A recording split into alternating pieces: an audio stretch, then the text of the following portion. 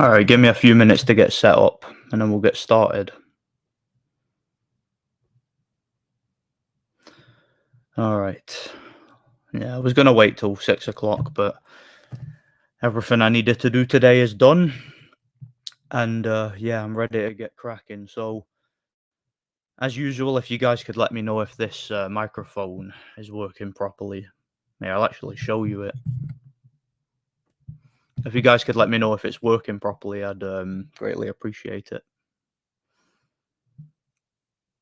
Now, bear with me. I'm a little bit concerned right now that I might end up with connection issues because this laptop keeps asking me for an update, and as a result of it, it's going a heck of a lot slower than it was yesterday. So if this stream starts like roboting and starts cutting out, then you know why.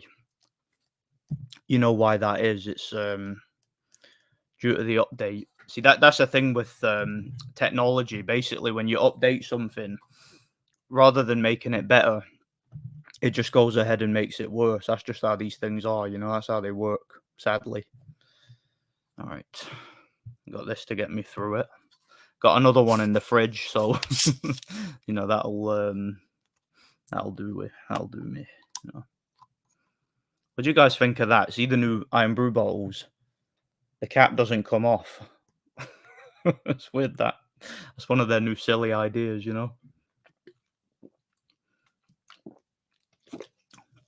I'm assuming it's done for like recycling reasons, something along those lines. Anyway, all right, let's get started. Where was I? Got quite a few people in the chat already. I know I scheduled this one like a couple of hours ago. I had some stuff to do. Okay, who's in the chat? JD, what's happening, JD? Yeah, good to see you here, man. Seems like Joyce is truly the jugger bomb now. Yeah, a lot of people I've noticed, and I don't just mean boxing fans. I mean also people in the boxing industry in general. They're not to say that they're not impressed by Joe Joyce would be an understatement. A lot of people seem to have just completely written him off now. Based on that performance. And I mean, let's be honest. Maybe let's just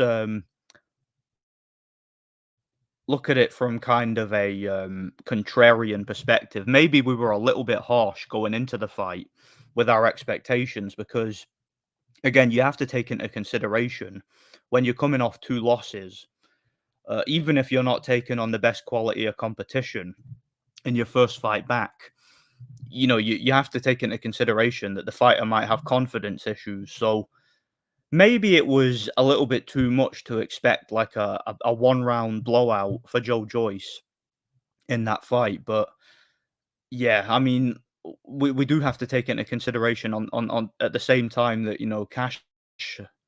Cash Ali's not really a heavyweight contender, is he? I mean, not even close. I mean, he's a guy who basically bitched out and quit when he fought David Price. So yeah, it's a difficult one. Like I watched the fight today. Well, I watched the highlights anyway, and I think I saw basically everything I needed to see. Like to me, from a technical perspective, it was a typical Joe Joyce performance. I felt like he did exactly what he normally does. It was a slow beatdown. He slowly but surely chipped away at the opponent, drained the life out of him, and eventually took him out late. It was basically the same thing he did to Joseph Parker and the same thing he did to Daniel Dubois. But the problem is he's doing it against a much lower level of opponent. I mean, I wouldn't pick Cash Baruch to beat someone like Daniel Dubois. I wouldn't pick him to beat Joseph Parker. So for me, it was a confusing performance from Joe Joyce. I don't really know what to take from it. I mean, he didn't look considerably worse than he's ever looked. I mean, to me, it looked like the same Joe Joyce. But the problem is, he was taking a massive step down in competition, taking on Cash Ali. So for me, it's a very, very difficult one to gauge. It's very, very difficult for me to assess it, if you know what I mean, like, if that makes sense. I mean, some people are saying, well, Joyce was getting hit with the overhand right all night. He was getting like bashed up here and there, but we've seen that before. I mean, that was the exact same when he fought Dubois. It was the exact same when he fought Joseph Parker. He was getting hit with clean shots all night by both of them. It's just that he had the chin and the durability and the gas tank and the will to win to overcome that, you know? So it's not as if there was anything really different about Joyce. It's just the fact that he wasn't able to exceed expectations against a much lower level of opponent. That's the concern that I have, you know. So yeah, it's a I wanted to come on here and talk about it because I found it interesting and I find it a little bit enigmatic what's going on with Joe Joyce, you know. And I don't really know necessarily where he goes from here because obviously if you're a manager of his, you would you would logically say he would need to develop, he would need to rebuild. But the problem is he's just too old for that. I mean, he's like 38 years old now, and he's at a stage of his career where he's so seasoned in terms of how long he's been boxing that developing as a fighter just isn't really on the cards. He doesn't have the time. So, you got to really gamble with someone like Joyce. Put him in with a consequential opponent or just call it a day. That's the way I see it anyway. That's the way I see it.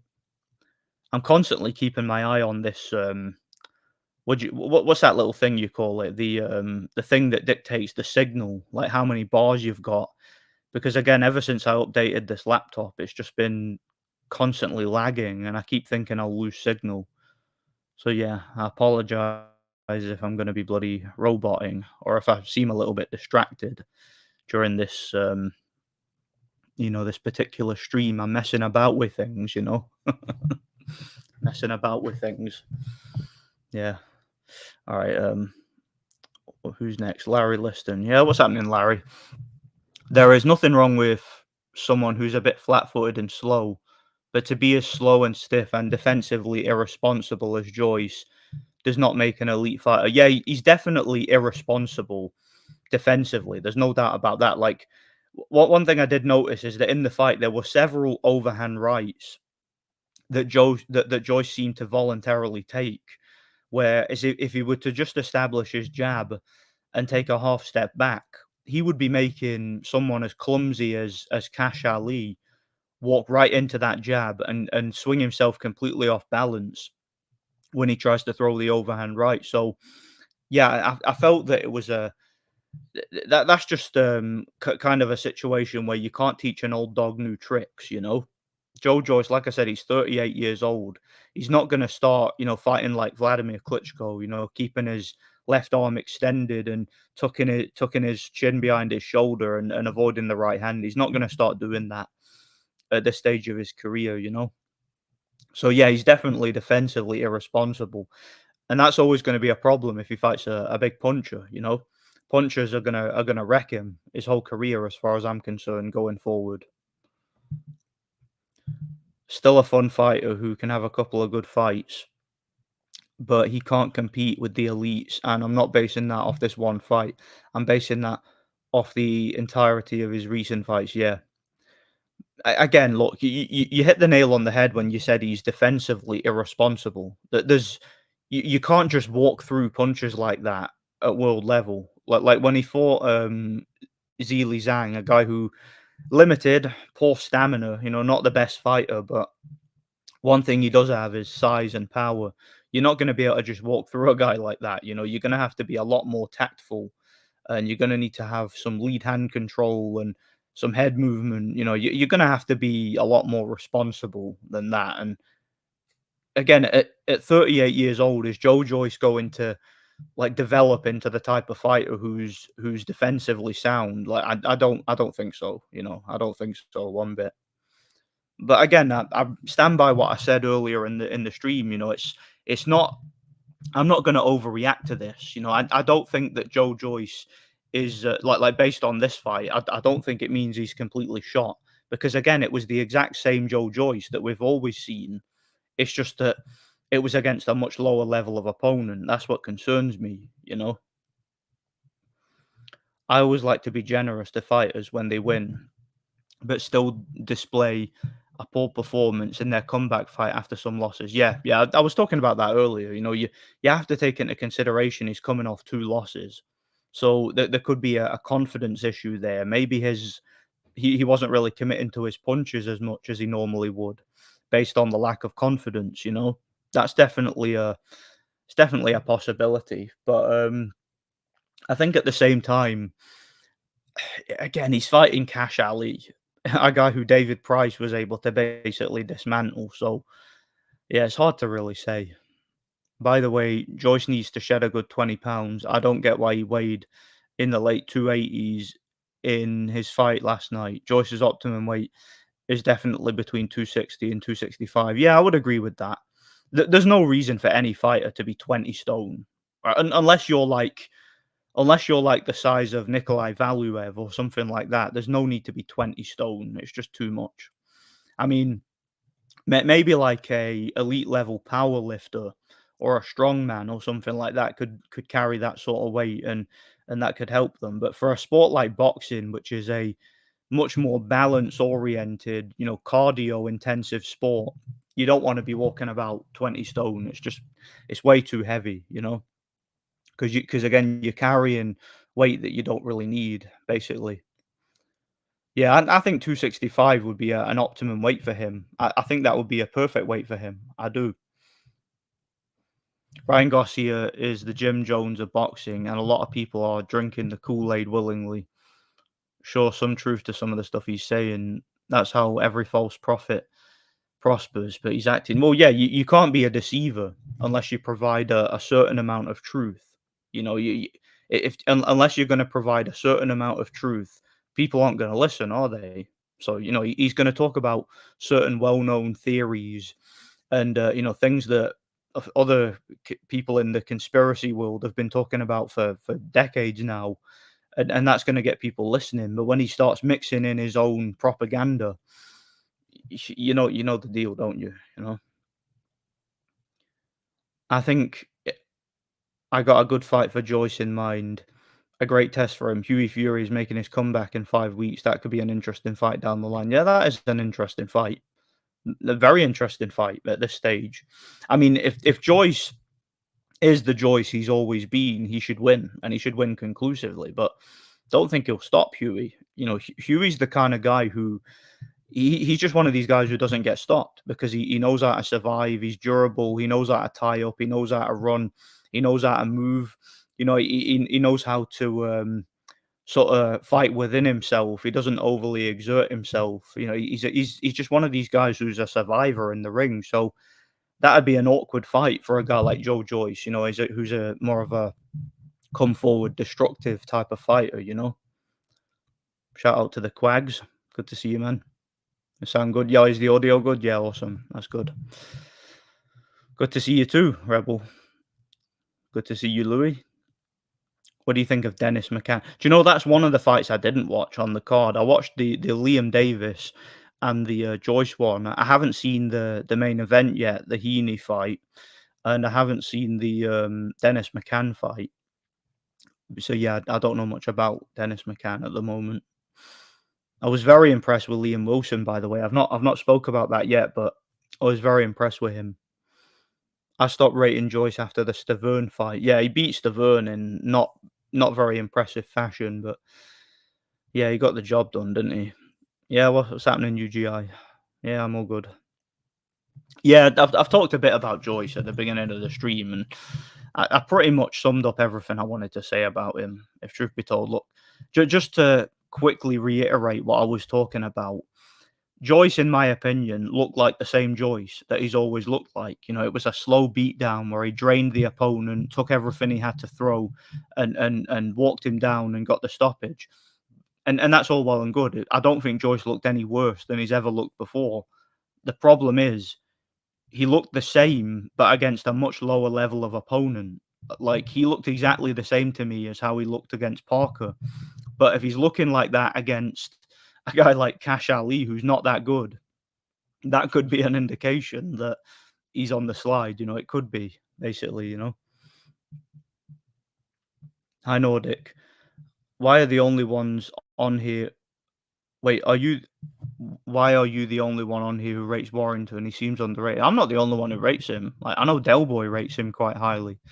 So do a few others, but yeah, a lot of people don't like Josh Warrington. They don't like his attitude. They don't like his fighting style. He is quite dirty. He is quite ugly. He's not the best fighter to watch always, but I think he's very very good from a technical point of view when he's actually coming to win. When he's actually fully prepared. Like I think to this day his best performance is probably the Carl Frampton fight. I think he looked fantastic in that fight, if truth be told, and he's kind of been on the slide ever since then. But I still rate him very highly. And it's a shame that the Lee Wood rematch isn't happening because that would have been fascinating. But yeah, I don't think that fight will happen now.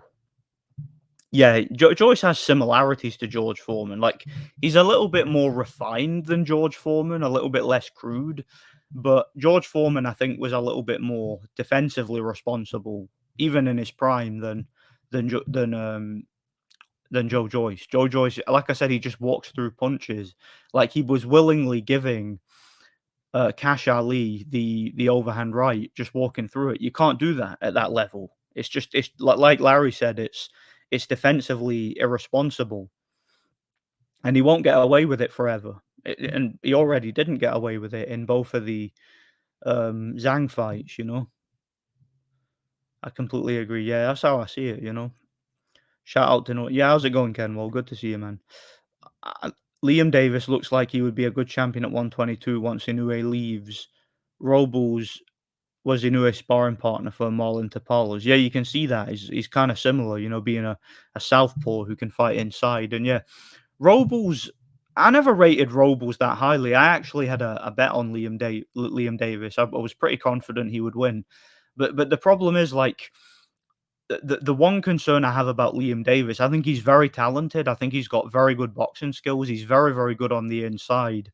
And he's a guy who's very fundamentally sound. He's also extremely confident. Like, that's a guy who, if you listen to his interviews and you listen to him, like, on the build up to his fights, he's a guy who just oozes confidence. He oozes machismo. He's got absolutely no fear and no self doubt whatsoever, and he's very very well rounded. I think the problem with Liam Davis, however, is he's quite defensively, kind of like Joyce. He's defensively irresponsible. Like if you look at his previous fight where he fought, I forgot the name of the opponent, but he got dropped in his previous fight despite the fact he was completely in control and he was dominating it.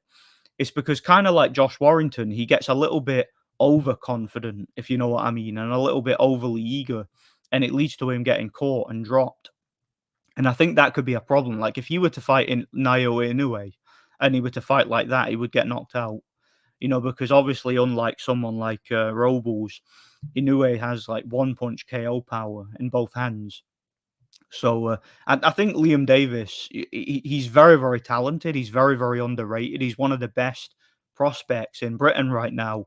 And he's managed to win himself a world title. But I definitely think there's still work to be done because I think he's a fighter who has certain defensive vulnerabilities. But yeah, I was very glad that he beat Robles. I pretty much, like I said, I had a bet on it. I was very, very confident that he was going to beat Robles, but I think there's still work to be done. I always liked Warrington as well. He's a bit of a dirty fighter, but like Nick Ball, I like his style. Yeah, I find him somewhat entertaining. Like I've always enjoyed watching Warrington fight. Even though I don't like the headbutts and stuff like that, and he's a little bit rough inside. I would rather he was a little bit more of a classy boxer because that's what I prefer. But I still find him relatively entertaining.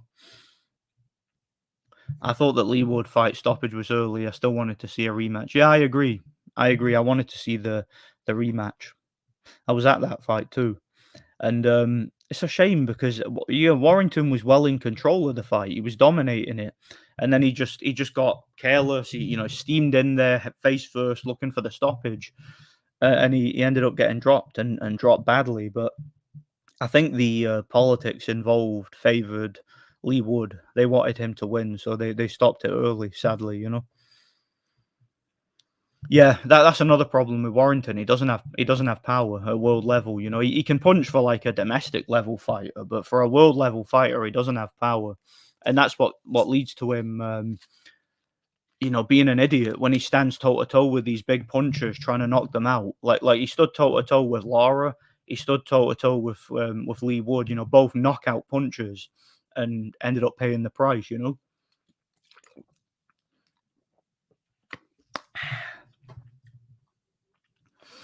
so yeah, that's always been his problem.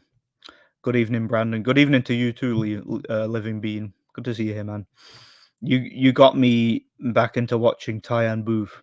He's the funniest guy in the YTBC. Do you know? I think I've only watched Tyan Booth one time, and I just I'm not got anything against the guy. He's not really my cup of tea. You know, I just don't find him that funny personally. But then again, I've only watched him once, so what do I know? Did you watch Zepeda versus Maxi? No, no, I've still not watched that. I mean to though. I mean to watch that. Yeah, I heard that Zepeda completely destroyed Hughes, and I rate Maxi Hughes. I think he's a good fighter, so I'll need to watch it and assess it. Joyce is clearly more athletic and technical than Foreman. Yeah, yeah. I mean, Foreman was he was a lot more like clumsy, and I think and a lot more crude, and I think that Joyce is a lot more refined. But I do think that Foreman was more intelligent in the way that he went about things. You know, Foreman knew how to establish his jab and maintain his distance and set up his punches, and he also had that cross arm defense. You know, he'd come in like that, and he'd kind of be in a shot like a modified shoulder roll, and he'd slip punches, and he'd block uppercuts, and he'd bend at the waist and things like that. It's stuff that Joyce isn't really good at. Like Joyce just walks right through the right hand, and that's not something that Foreman would typically do. You know, Foreman had a great chin, but he didn't rely on his chin. He had a bit more defensive awareness. You know, it was a little bit more defensively responsible. Even though Joyce was technically better, Foreman was just smarter, if that makes sense. He was more like Joyce was technically better, but Foreman was tactically better, if that makes sense. Joyce sounds punt drunk to me. He should retire. Isn't getting better at nearly 40. God bless Nordic. Yeah, God bless you too, Sven. Yeah, yeah. A lot of people seem to think but then again, he's always sounded that way. Even when he was an amateur, he sounded like he was punch drunk. It could just be the way he talks, the way he sounds, like his voice and his mannerisms. Can't wait for Canelo's next fight where nobody will question why Munguia isn't throwing punches. Yeah, Munguia will all of a sudden be like a back foot technician trying to win behind the jab, and he'll forget how to come forward and throw punches all of a sudden. Most likely. Wardley versus Clark takes place in 2 weeks. Wardley takes Clark out in 6 rounds. I think Clark is such a basic fighter. I think I've only watched Wardley like one time, and did I even watch the whole fight? I can't remember. So I don't know. I don't know much about those two. I kind of see them as like low level heavyweights. I've never really had much interest in either of them, if truth be told. Just don't rate them one bit. Joy's defense was perfectly fine, but it seems he's declining though. He isn't that young. Yeah. Well, I mean, he has defense when he wants to use it, but the problem is he just doesn't. Like he just walks through punches. I mean, he had no regard whatsoever for Cash Ali's power, and it was like to me, he was just willingly taking the right hand because he knew he could. And again, that's all well and good, but for winning the fight, but he's gonna take so much punishment doing that. I just don't get it, man. I don't get what mentality would drive a fighter to do that, especially nowadays. Do you know what happened to Thunderdome, Blood Boxing, and Lee Talks Boxing channels? Well, Lee Talks is still around. Lee Talks Boxing, he's on here regular, so I don't know, but Thunderdome, I don't know what's happened to him. He disappeared off the face of the earth. Blood Boxing, I don't know. I've not watched him in a while, but I assumed he was still doing his thing. I don't know what's happening with Blood Boxing, but yeah, Thunderdome just disappeared. And Lee Talks Boxing, yeah, he's still about. He's still on the go. Joyce is 38 and he's beyond washed due to back-to-back knockouts. I don't know why people think he can make a comeback. He isn't young. Well, I mean, look, stranger things have happened. It's the heavyweight division, and in the heavyweight division, one punch can change everything. So it's not as if Joyce hasn't had one punch knockouts in his career. It's not as if he hasn't upset the odds before. Like he was the underdog against Dubois. A lot of people had him as an underdog against Parker. So it's not as if he hasn't upset the odds before. Weirder things have happened in especially in the heavyweight division. So I'm sure he can make a comeback, but is it in his best interest? I really don't know. Fraser Clark struggled with a completely shot and out of shape Dave Allen. Yeah, well, that's not a good sign, is it? Not a good sign at all. Does Sonny Edwards beat Savannah Marshall? Yeah, probably. I mean, it is a female. Well, is it? Is it a female? Actually, I don't know that. I don't know that for certain. Yeah, I certainly don't know that. I mean, yeah. Who knows? Nordic should spar that Eritrean cretin Emperor Michael. Hey, listen, I'd spar Emperor Michael anytime if he's up for it. I mean, my weight's coming down, by the way. I'm losing weight at a pretty rapid rate, and maybe I can get down to his division. Who knows? Just gotta keep it up. Um, yeah. If look, I don't know Emperor Michael personally. We've not like spoken much, but if I got nothing against the guy, but if he wants to spar, we can, or if he wants to have a fight, and we can put it on YouTube. Why not? It'd be good for both our channels. And yeah, if he wants to spar me anytime, all he's got to do is drop me a message. But I don't know, with all the people he's sparred in the past, would he entertain the idea of sparring me? Like, does he have anything to gain from that? I don't know, really. Anthony from Thunderdome usually took big breaks in the last years, and there isn't much to talk about these days. Boxing is a joke. Yeah, maybe he's just sick and tired of it, like I am. So he's taking a long break. Who knows? Not boxing related, but you're not going to agree with this. Neither would I usually. But I've been seeing and getting stronger feelings for a woman that has a man. What? Wait, let me read that again. Hang on. I've been seeing and gained strong feelings for a woman that has a man, and he found out. Now I'm out. Oh, so you're with a woman who's already got a man. Well, that's not an ideal situation, is it? I think you know what I'd say about that. I don't agree with it one bit, but it's your business, mate. It is what it is. Hughes could have been fighting Loma next if he hadn't been robbed against that bum Cambosos. Yeah, that would have been a more interesting fight. Loma Cambosos is just a complete mismatch. If it's a real fight, of course, which I assume it will be. Ben Whitaker should fight Robin Krasniqi. That's an interesting fight, actually. Robin Krasniqi's a veteran. Been around for a long, long time.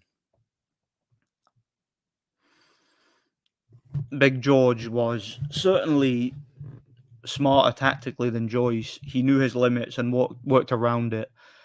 Comeback Foreman, of course, his Green 70s version wasn't very smart. Yeah, he was a lot smarter during his comeback. He knew his limitations, like you say. And like I said, even though I think Joyce is technically better, Foreman's tactically better. And there's difference between technique and tactics. I like Wardley for knocking out that scumbag Adelaide. Yeah. A lot of people, and I've noticed a lot of people have kind of warmed to Wardley a little bit because he's kind of proven himself at domestic level now with wins people didn't think he would get, like the Gorman fight and whatnot. I know Zepeda seems like just another Mexican, but the way he completely destroyed Maxi Hughes, who after all did beat Cambosos, and the punch variation and volume was very impressive. Well, he's definitely a puncher. He's definitely a puncher. There's no doubt about that. And again, I've not watched the fight yet, but I do rate Maxi Hughes, and I have rated him for a long time. So Yeah, yeah, that's interesting to me. It is, and I wasn't expecting it to be that one-sided. So yeah, I'll need to watch it. Thoughts on Showbiz? Funny guy, but a bit. I don't know him. I don't know anything about him. I sadly think there is a risk that guys like Mateus and Zepeda will take a dive to Ameribum's Shakur Haney tank. Good Latino fighters always end up taking dives. Yeah, I mean, just look at Ryan Garcia for a perfect example of that. He fought that midget and just forgot how to box all of a sudden.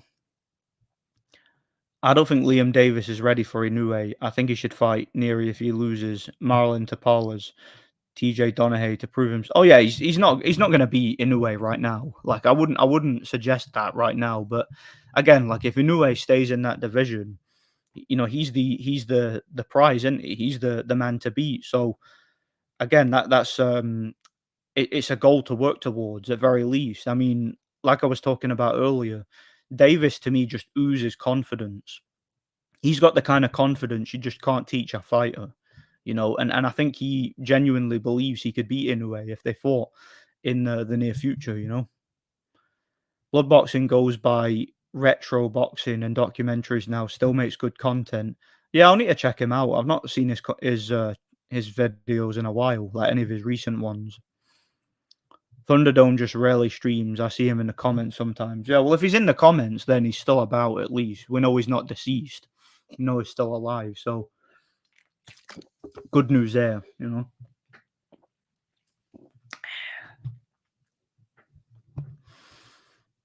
I think the first Zhang fight took loads out of Joyce. He took such a beating from a massive puncher. Yeah, yeah. I mean, look, back to back losses like that, you got to give a guy the benefit of the doubt for his first performance, at very least. Zepeda gets hit, but he throws over 1,200 punches per fight. So unless the opponent has very good power and is able to counter him every single time while they're moving, they're in trouble, without a doubt. Without a doubt, that guy's going to be a problem. He really is. If he's blowing away a guy like Maxi Hughes, then lightweight division better watch out. That guy's a problem. What's your weight? Well, according to my scale, I'm well below 14 stone, which means I've lost about a stone in the past couple of weeks just from like intermittent fasting and cutting out most of the carbs from my diet. I'm basically on a high protein, low carb diet, so I'm eating a lot of fish. I'm eating beef. I had sea bass and spinach for dinner today, and yesterday I had like rainbow trout and spinach, and I'm basically like lengthening the time between meals. I'm eating plenty of protein to recover. I'm training basically every day. If I'm not in the boxing gym, I'm swimming or I'm doing cardio or something. So my weight's coming down and it's coming down rapidly. And I'm hoping to keep going with it. I'm hoping to lose another stone at least. I might sound crazy, but William Zepeda reminds me a little bit of Joe Calzaghe. Obviously haven't fought near Joe's level, but it's like being in a bee's nest, always getting hit from all angles. Yeah, yeah, getting stung and you can't see where they're going. You know, I can kind of see that stylistically. Yeah, the Taylor Catterall rematch got pushed back. I was concerned it was going to get cancelled because I have a lot of money on Jack Catterall. Put it that way, I've got a lot of money on him, and I'm looking to cash in. Hopefully he loses, but hey, it's a consolation prize. Yeah, how's it going, Thomas? Who wins, Hatman or John Boxing? I gotta go with Hatman because he's a badass roadman from London.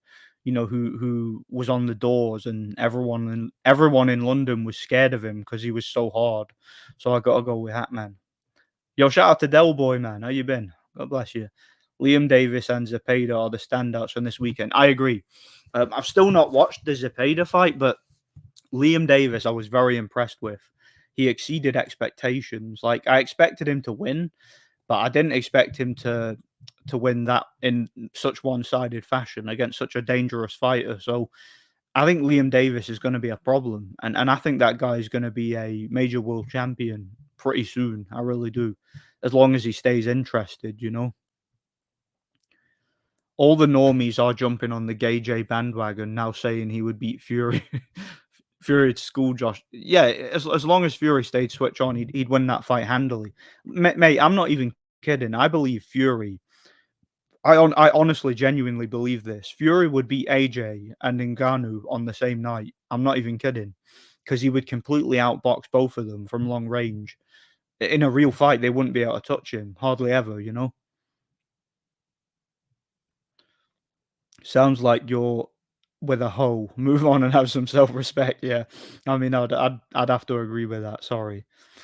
Would you spar G-Man Boxing and Dell? Of course I would. I'd spar anybody. If those guys are interested, hit me up anytime. Hatman is the hardest bouncer in London. He would destroy John Box. Of course he would. He'd just pick him up and be like Hulk smash. It'll be like that scene in the Avengers, where he where he picks up Loki and just smashing him on the ground. That's what it would be like. It'd be a mismatch. I'd like to see a prediction video from you oh, sorry, a video from you talking about Zepeda, predictions and thoughts on him, Loma, Shakur, Tank, Keyshawn, and Muratala. Zepeda mandatory as Loma or Tank next. I'll consider it. If I find it interesting, I'll talk about it. Props for calling Cambosa's robbery. Yeah, I did. I suspected that was going to be a robbery because I picked Hughes to beat Cambosa's, but the closer the fight got, I realized that the politics were going to favor Cambosa, so I didn't think Hughes would get the decision. Zepeda beats Shakur and this aging version of Loma. Do you know what? I'd be inclined to agree. In real fights, I genuinely think he could. Genuinely think he could. Wouldn't surprise me one bit. Anyone who actually tries to hit Shakur would beat him. He's a complete fraud with no power. Exactly. All you need to do against a guy like Shakur is just run at him, and he won't be able to hurt you because the guy's got no power. If you've got no power, then what are these guys scared of? Just go in there and let your hands go, basically. How many rounds did you give Josh Taylor in his first fight with Catterall? I think I gave him 6 or 7 rounds, I think, if I remember rightly. I scored it, if I remember rightly, I scored it like 114, 113 or something like that. And obviously there was a knockdown and a point deduction for each of them. Loma can outbox Zepeda. Question is, can Loma handle Zepeda's pressure at this age? I don't know if he can. Yeah, probably not. Probably not, if truth be told. Zepeda probably beats this version of Loma.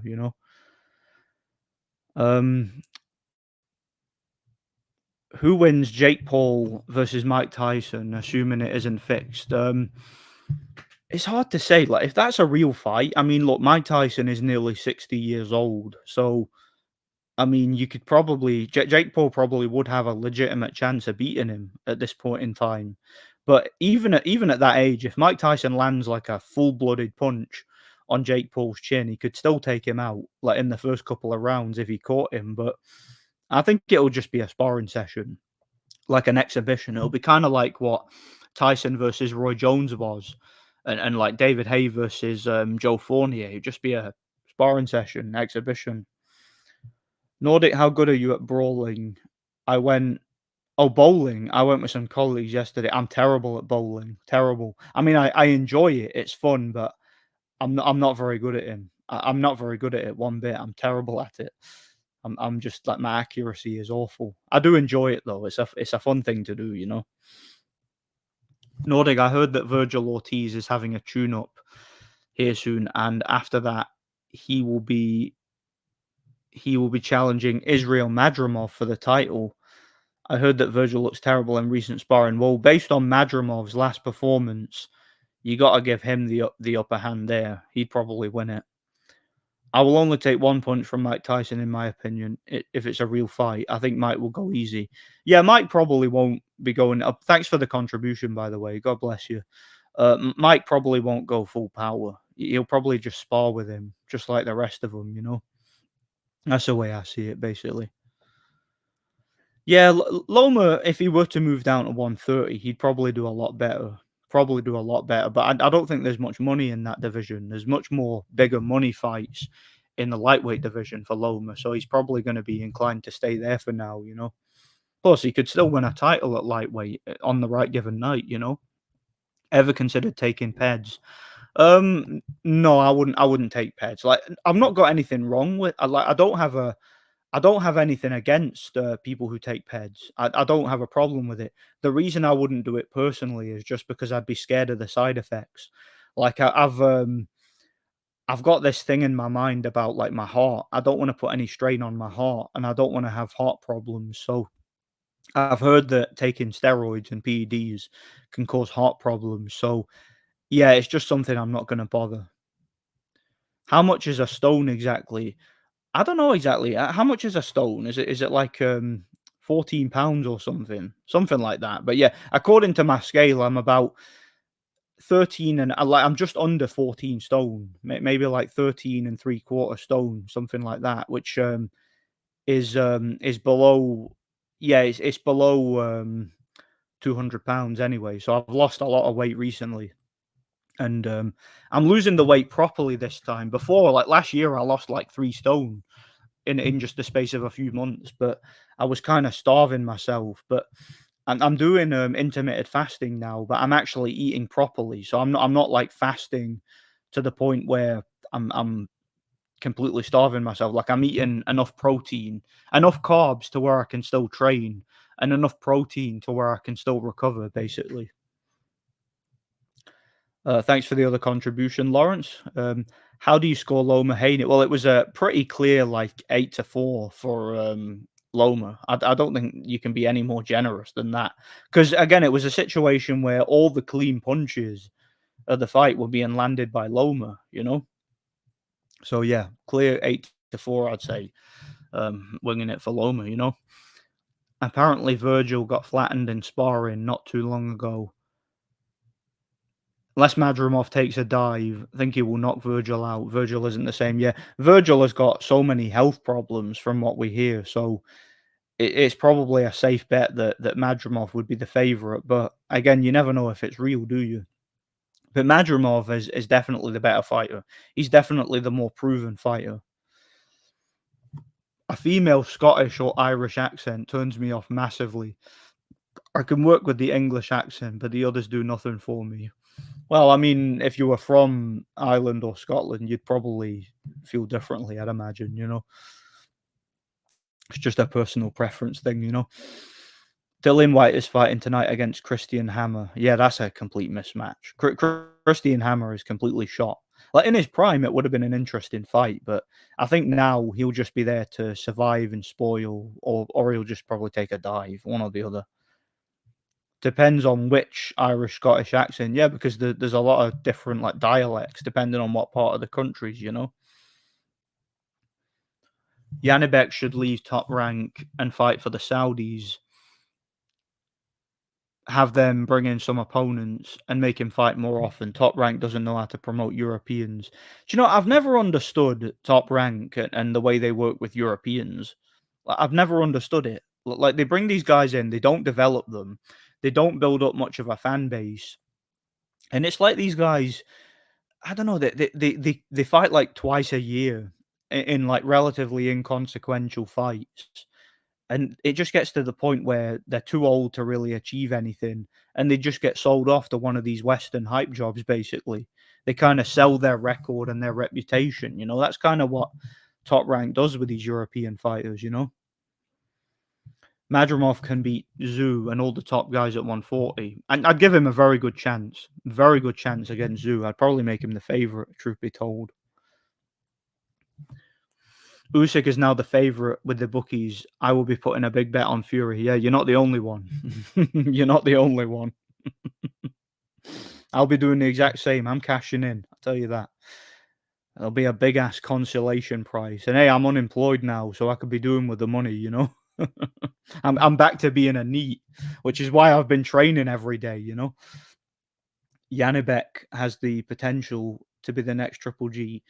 He would beat all the middleweight current champions, but it's like he's being shelved and under-promoted deliberately. That's exactly what I was saying. That's what Top Rank does for these fighters. They just shelf them, have them fighting a couple times a year, and they don't develop them. Then they sell them off, basically. Basically, what they do. No fighter from Europe or Central Asia should be signed with top rank. Robbery waiting to happen. Exactly. What these guys need is they need a local promoter who's actually going to promote them. Is actually going to do their job. Basically, who's actually going to put their best interests at heart and actually want to build their career and their skills. Madrimov versus Tim Tszyu, the best fighter, 147. Yeah, yeah, that would be fantastic. Fantastic fight. I have to agree. Loma versus Inoue. Loma would be too big for Inoue, far too big. And he can match him for skill too, so Loma would probably win on points easily. Do you think Taylor pulling out is a form of mind games, or are they doing a Fury versus Usyk type pullout to give more time for promotion? Well, from what I've heard, I don't know if this is true. From what I've heard, Josh Taylor had some problem with his eye, like he had eye surgery or something. A lot of people seem to be of the opinion that he just needs more time to make weight, basically. But it could be that it's them trying to build the fight. You never know. But I don't really see the point in that because the tickets were sold out like immediately. Like they sold out the first day. So I'm pretty sure the fight was big enough as it was. If it's real, Mike would smoke him if he wanted. Well, yeah, if he landed the right shot at the right time, yeah, but you have to take into consideration he's like nearly 60 years old. So it's not the same Mike Tyson.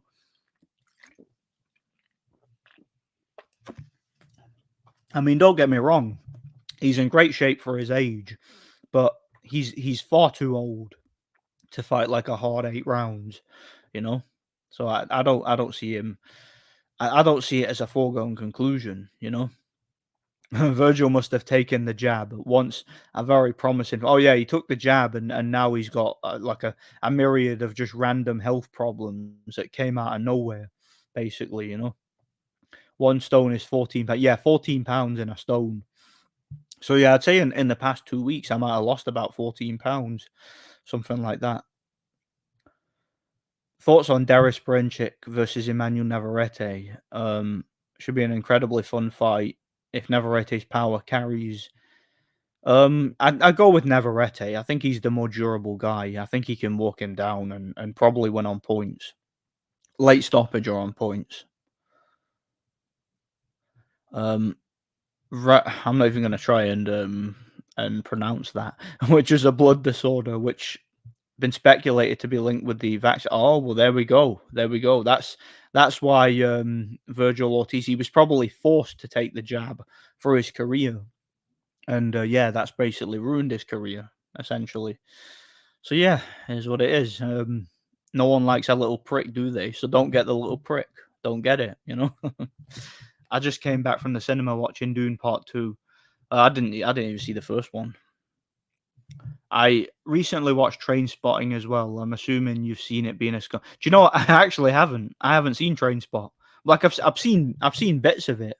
I've seen bits of Train Spotting. I've seen clips, but I've never actually sat and watched the full thing. I've never watched the full movie before. Just never really appealed to me. I think Marku, Avanesian, Conor Ben. Yeah, that's a fight we've wanted to see for a while. Avanesian versus Conor Ben. I want to train way more, but my full-time job takes a lot from me. Yeah. Well, see, because I've not been working the past couple of weeks, I've been training every single day. Even when I'm not in the gym, I'm still training. I'm basically running upstairs for cardio. I'm going swimming, shadow boxing all the time, and I'm feeling great. I think that's the thing. Not having a job right now is great because I can train every single day, and I feel great. The Charlos definitely won't want to fight Yanibet. Oh yeah, Yanibet would school both of them, I think. I genuinely think he would. Yanibek is a good fighter, but he isn't close to the level of prime Triple G. Yeah, skill-wise, he's similar, but Triple G had so much more power. Like he had one-punch knockout power in both hands. And I'm not saying Yanibek can't punch; he can, but he's got nowhere near as much power as what Triple G had. And I'm gonna go out off on a whim and assume he doesn't have as good a chin either, because Triple G's chin was next level. Next level chin. Taylor will probably lose to Catterall at this point. It'll be a snooze fest points win for Jack. I see that as the most likely outcome because Taylor's basically a drug addict yet, and yeah, he's completely shot as far as I'm concerned. I hope Saudi can become a base for Eastern European, Asian, and other non-American fighters, and that they will cut down on the fixed fights. But as always, I'm very, very skeptical till I see results. Yeah, I mean, there's probably been fixed fights in Saudi already, for as good as we know. But yeah, if they can provide like a genuine shift in the balance of power in boxing, then that's a great thing, you know. Shout out to Lawrence for the contribution. It's not the jab, you guys. It's climate change. Yeah, yeah. It's global warming. You know. How dare you? You have stolen my dreams. You have stolen my future, and all you can talk about is the money. How dare you? Yeah, that sums it up. I hope Usyk wins against Fury because he's a scum, which he could because Fury is the A side. He'll win a BS decision to step up the AJ fight. Yeah, the powers that be have a vested interest in Fury winning, you know, because again, that's where the big money is. AJ versus Fury, but I'm rooting for Usyk, but I don't think he'll win. It is what it is. By the way, Raymond Ford had a almost last second knockdown that won him a fight against Kolmatov, who was the betting favorite. That fight looked very fishy to me. I think Kolmatov took a blatant dive. I've still not watched that fight, but yeah, it wouldn't surprise me one bit, truth be told.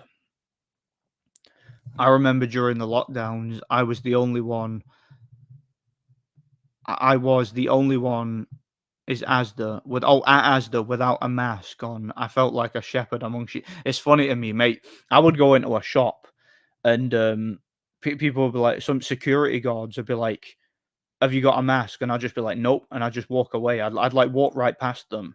And I remember one time there was a security guard was like, he grabbed his radio and he was like, could we he said something on his radio. He's like something to one of his colleagues, but he didn't actually press the button. So he was just like, I was like, mate, you got to press the button.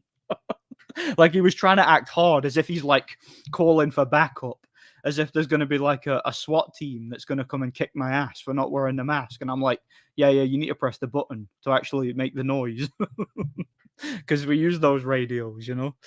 Shout out to the Quags for the contribution. Thanks, man. I appreciate it. God bless you. Keep training. I certainly will. Certainly will. What's your target weight? Well, believe it or not, my target weight, like what I actually want to get down to eventually, is middleweight. I want to be about 11 and a half stone, but I'm a long, long way off that. But right now, I'll be happy with about 13 stone. So if I can get down at like another 3/4 of a stone, that'll be good for me right now. And I think I could get a fight at that weight, you know, which I think is a light heavyweight. But yeah, I'm not overthinking it, if you know what I mean. Like my weight's coming down gradually. I feel like I'm losing weight every day, and I'm doing it properly this time. Like I'm not rushing it. I'm doing it while consuming the calories I need to still train and recover, you know. So, but yeah, my target weight ultimately is about 11 and a half stone. If I can get down there, that'll be fantastic, you know. Which I've not been that since I was like 16, 17. So it's been many years, you know. And can I do it at 30 years old and still maintain my fitness or be even fitter? I don't know, man. Um, we'll see. We'll see. But yeah, that's my goal. Like 13 stones kind of like my more realistic goal, you know. Where was I? Larry, it was very odd. Yeah. Have you had your interview yet? What interview's that? What do you mean interview? Did I miss something there? Got to catch up with these comments. Kolmatov is known for being able to completely destroy his opponents with his left hand. For this fight, however, he threw it loopingly over Ford's head for the majority of the fight. Yeah, that's a bit strange. Yeah, I'll need to watch it and determine for myself whether it was a fixed fight. You know, Abe can get his ass beat for 8 rounds. The ref and doctors just stare at him and do nothing. Yet Kolmatov can turn his back for 3 seconds and the ref waves it off. Mate, we've seen that time and time again in boxing where, you know, the A-side fighter takes a battering, like for multiple rounds, but the B side gets hurt once and the fight gets stopped immediately. And it doesn't take a genius to figure out why. Fighter safety, that's why. Hashtag fighter safety. Fighter safety, like fighter safety is one of the funniest things to say in it because it's so pretentious, isn't it?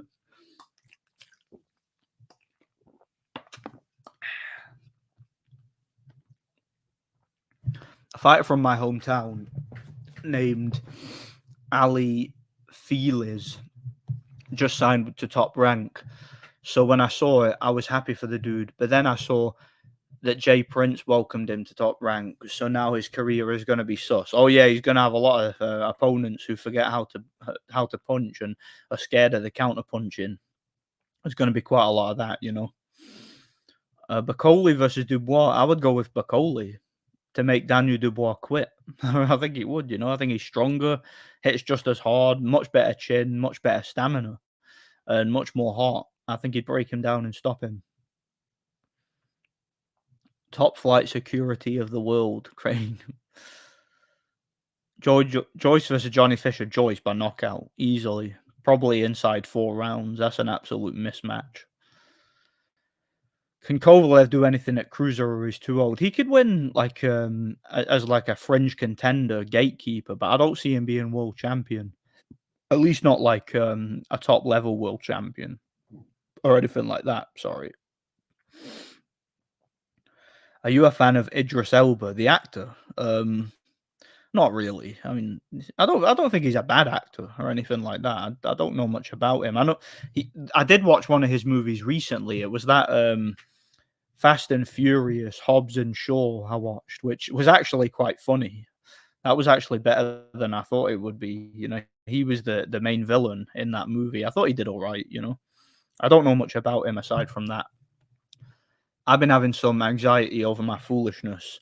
I just got back in the gym and seriously hurt my hand. Yeah, that's the problem. Like, you really need to learn proper punching technique and how to wrap your hands properly so that doesn't happen. Like, I've injured my hands many times in the gym just from being stupid and hitting the bag wrong and stuff like that without clenching my fists and that.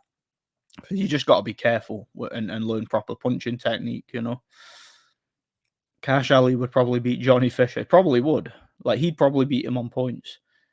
Oh, you mean my job interview? Yeah, that they've not got back to me yet. Like the woman on the phone said she'd get back to me within a couple of weeks. Yeah, sorry, I forgot to mention that. Yeah, she said she'd get back to me within a couple of weeks, but she hasn't got back to me yet, unfortunately. So yeah, I've not had my interview yet.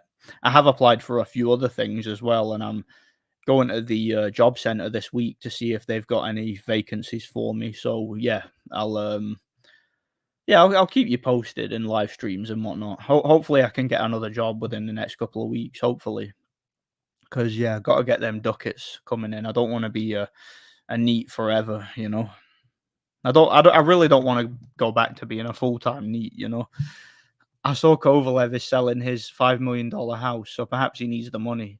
I wouldn't mind seeing him come back, perhaps face Benavidez or move up and fight the winner of Zerdo and Arsen. Yeah, those would be interesting fights. Like, I would pick him to win those fights in his prime, but certainly not now. Like, it's completely shot now, as far as I'm concerned. When Froch went live for the Joshua versus Ngannou fight, I left several comments asking him about loaded gloves, but I don't think they were showing up. Yeah, maybe he did that thing where you can sort of filter out certain comments. So any comments about loaded gloves would get removed. That wouldn't surprise me. Someone who has something to hide, they would do that, wouldn't they? You know? At least I think they would. Fighter safety, 2 words that don't belong together. Exactly, you're a fighter, so you're not safe. A fighter's never safe in a fight. If you get hit in the head, you're not safe. All right, getting hit is there's nothing safe about that. You know, you can take precautions like put your hands up and defend yourself, but yeah, you're not going to be safe in a fight. Shout out to Lawrence for the contribution, much appreciated. Do you think Joyce is finished? I don't think he's finished. No, look, it's like what I was talking about earlier. Look, I was concerned about the performance because of the level of opponent he was in with.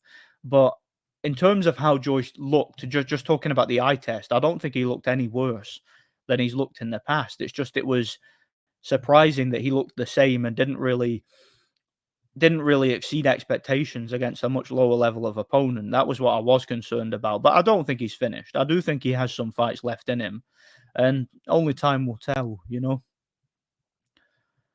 Subriel Matthias versus Jaron Ennis. I would go with Ennis. Probably too big and too durable. Probably wins it on points. Jay Prince is the biggest cancer in boxing. He's basically the middleman for both Top Rank and the betting industry. The majority of fixed fights specifically involves his stable, and that's a fact. Well, yeah, because if you're a gangster and you're managing fighters, what could you have to offer a fighter other than intimidation for the opponent? If you can intimidate the opponent into taking a dive, that's pretty much all you have to offer. As a gangster in terms of your services. So that's how I see it. What's your reach? I don't actually know. Not very long. As you can see, I don't have very long arms, but I don't know. I don't have like measuring tape on me, so maybe I'll measure it sometime and get back to you. I don't know, but it's very short. Like as you can see, when I put my guard up, my elbows don't actually cover my torso. They only cover my chest area and my head. So I've got very, very short arms. That's why I've been trying to incorporate kind of a, James Toney, kind of Sean Strickland type of Philly shell defense, where my left arm covers my body and my right arm can cover both sides of my chin, and I can occasionally get my guard up. I'm kind of mixing it up a bit, to try and accommodate my short arms. Like if my arms were longer, I'd always use a high guard because I prefer a high guard. But yeah, because my arms are quite short for my height, it's a bit of a problem. So I've got to mix up my defensive style a bit to accommodate it. Are you excited for Creed 4? Without a doubt. I'm counting the seconds. I'm kidding.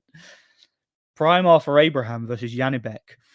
Either Janibek on points or Abraham by a late knockout. Abraham's a much bigger puncher and much tougher, but I think Janibek's more skilled. He could win on points, but I think Abraham might be able to catch him, break him down, stop him late. That wouldn't surprise me one bit. Do you think Kovalev will get in the Hall of Fame? No. He probably should, but he won't because he's Russian and because he's an evil racist. So no, probably not. But yeah, if he wasn't Russian and if he wasn't an evil racist, he'd probably get in the Hall of Fame. How highly did you rate Shane Mosley? Very, very fast, very, very powerful. Quite limited technically, but very, very athletic and dangerous in his prime. Very explosive too. That's the one word I'd use to describe Shane Mosley. Very explosive. He's explosive, no doubt about it. Daniel Dubois versus Jared Anderson. Probably Anderson, if truth be told. I think he'd probably make him quit, Joyce could probably beat Dubois again, just doing what he did the first time. Yeah, I mean, like I said, he didn't look any worse to me in terms of just the eye test. So maybe he was just kind of fighting to the level of his opponent, And if he were to just replicate the same technical performance in the first fight, I see no reason why he couldn't win it, Don't see why not. Last week made me miss being unemployed. Yeah, it's kind of fun being unemployed, but it sucks not getting that money, doesn't it? Yeah, but it's fun being unemployed. Like I say, you can train every day. You going off on Michael B. Jordan, that fraud actor who's only a main character because of the agenda on those garbage Creed movies was some of the funniest shit. I kind of hope you review Creed 3 and 4. Do you want me to review Creed 3 and 4? Like, if you want me to do it, I'll do it. Well, like, if you, I'll tell you what, if I get like a £10 super chat or something to make it worth my while, I'll do it. I'll do it. If not, then I'll probably just consider it. That'll be kind of funny because yeah, when I used to do movie reviews on the regular, I used to go proper like hardcore in just taking the piss out of these stupid actors. Like Michael B. Jordan with his stupid face. Look at me, I'm so serious. I'm Creed and I live in my daddy's shadow and all that. Just pure pretentious, like heart heartstring pulling garbage, if you know what I mean. It's just complete nonsense, man. That movie was so cringy. Those two Creed movies, they were so cringy, cliche, cringy nonsense. Someone came into True School Sports Stream last night. He said he bet on Ryan to win against Haney because Haney will get DQ'd for holding against Ryan.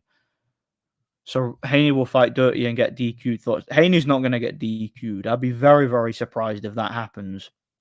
Look, Haney is an establishment protected fighter. He's the new Mayweather. He's the great Black Hope. They're not going to DQ him. He could kick Ryan Garcia in the balls, pull out a submachine gun, kneecap him, and curb stomp him, like stamp on his head while he's on the canvas. He's not going to get DQ'd. They'll call it veteran tactics, and he'll be the superior technician or something like that. The Creed movies were garbage. They ruined the legacy of characters like Rocky and Apollo. Yeah, they made Apollo into a scumbag who cheated on his wife. So if you liked Apollo in the original Rocky movies, and you really like the character, you appreciate the character. Now you find out that he was a scumbag who cheated on his wife. They made Rocky into like an old man dying with cancer. Who's kind of like a nihilist and who, broke contact with his own son and all that. It's just complete garbage, man. Like that's what I was talking about when I was talking about cancel culture, or a better term you could use is the cannibalization of culture. That's a more like extreme version of cancel culture, I would say. I just found out David Benavidez was in Creed 3. Was he now? I didn't even know that. Plus Tony Bellews in two of them. Yeah, yeah. Having Tony Bellew in anything, could completely ruin it. It certainly could. We know how Canelo Alvarez fights a stage because his old manager had close ties with Cartel. Oh yeah, if the Cartel tells you to lose, I mean, you're gonna lose. Shout out to Lee Talks Boxing. Good to see you here, man. Someone was asking about you earlier in the stream. I think they thought you'd disappeared, but as we can see, you're clearly here. Yeah, good to see you here, man. God bless you. Have you watched all the Creed films? I'm not sure. No, I've seen the first two. I've not seen the third one. So yeah, I only seen the first two. Lee Talks oil drilling in the house. Yeah. You could waterboard me for 4 hours straight, and I would still write a better script than the entire Creed series. Garbage, lowest common denominator, trash, no soul, terrible fight scenes. Mate, look, I could take a shit, right, and I could video it. I could make it. I could edit the video, make it slow motion, right? Add like a black and white filter, have it in like a 480 aspect ratio, and like I could present that. That would be better than the Creed movies.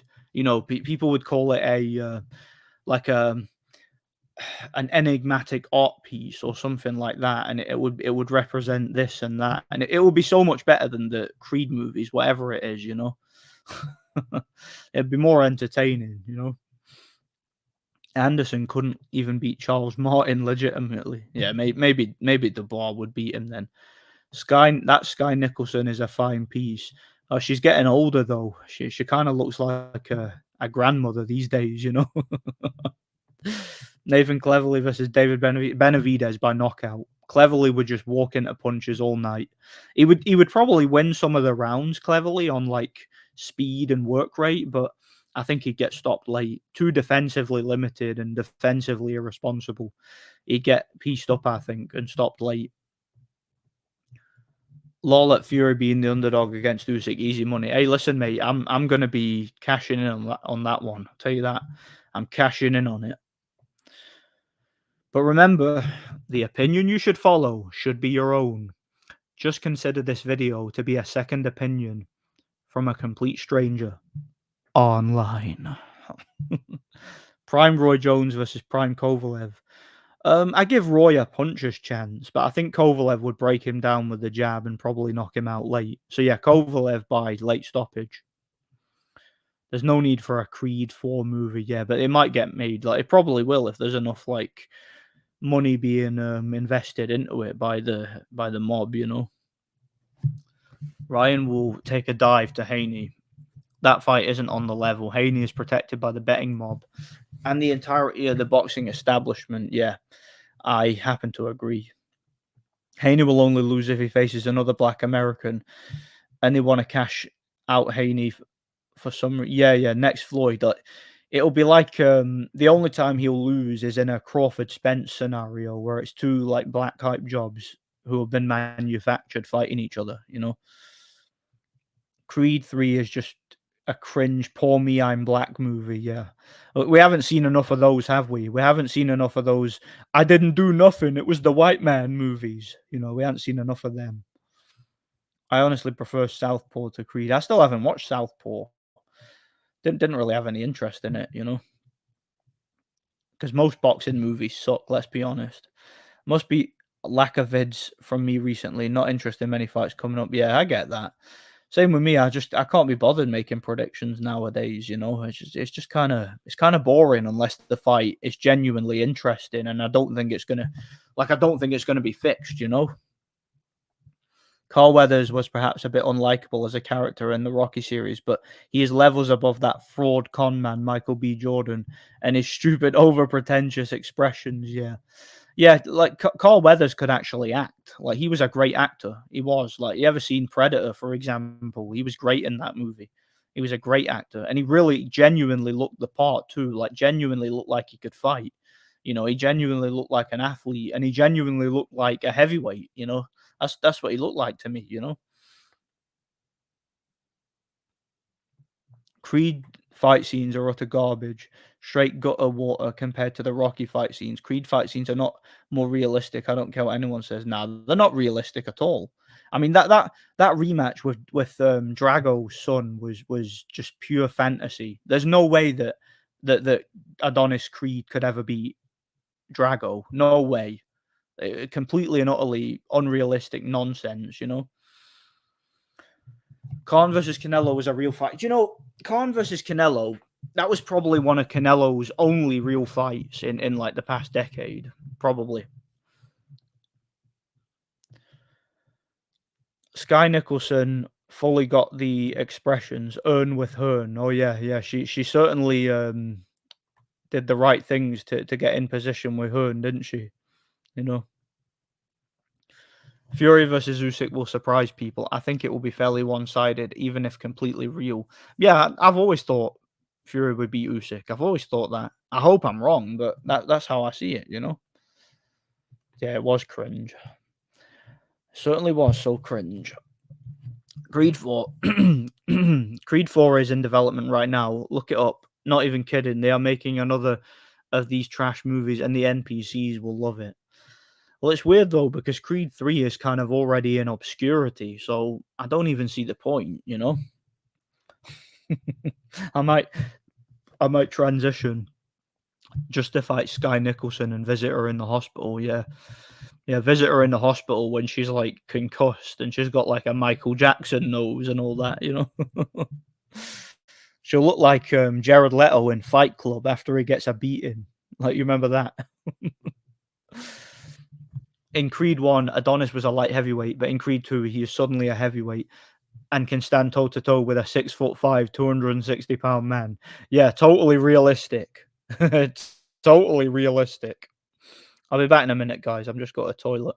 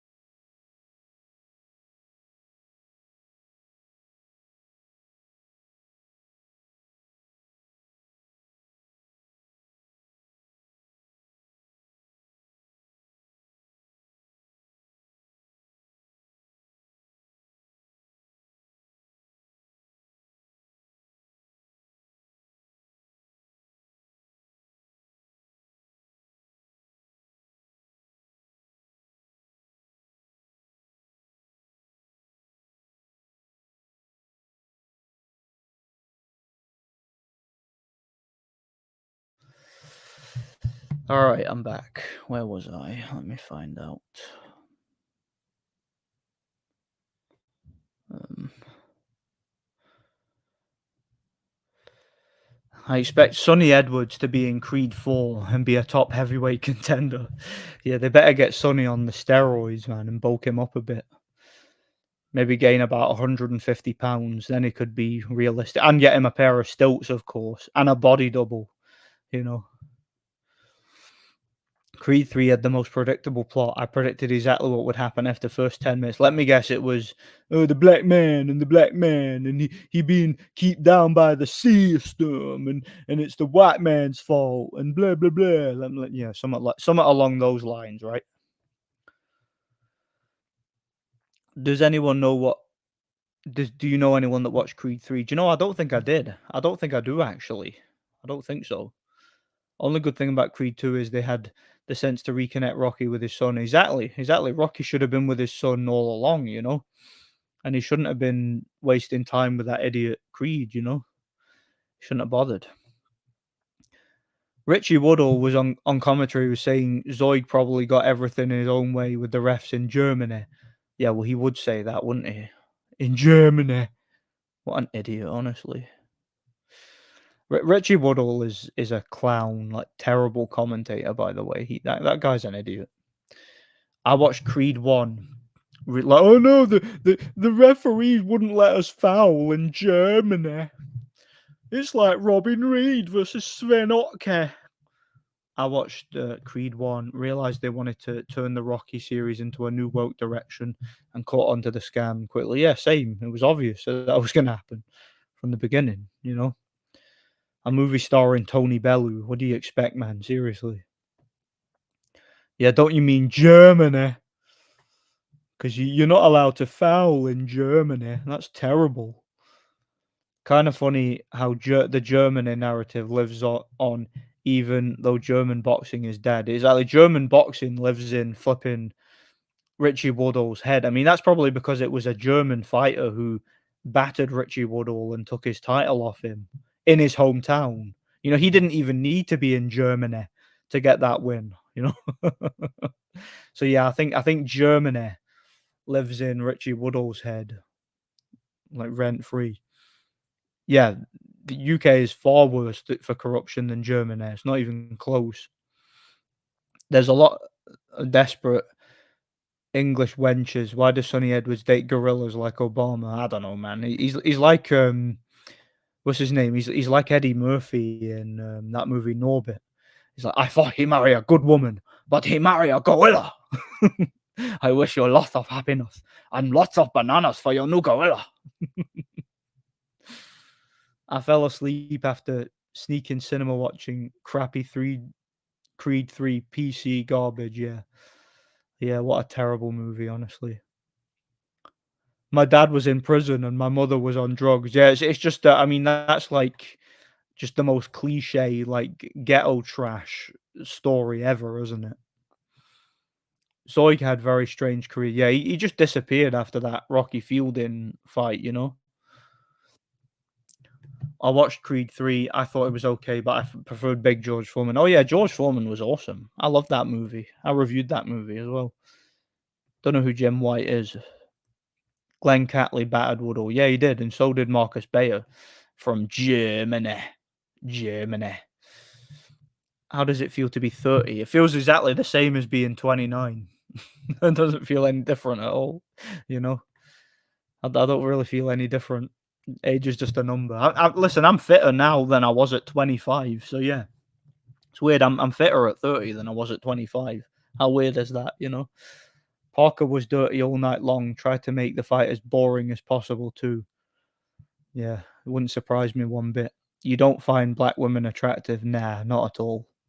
Not at all. I only find white women attractive. That's it. I love Norbit. Yeah, I like Norbit too. It's funny. That's a great movie.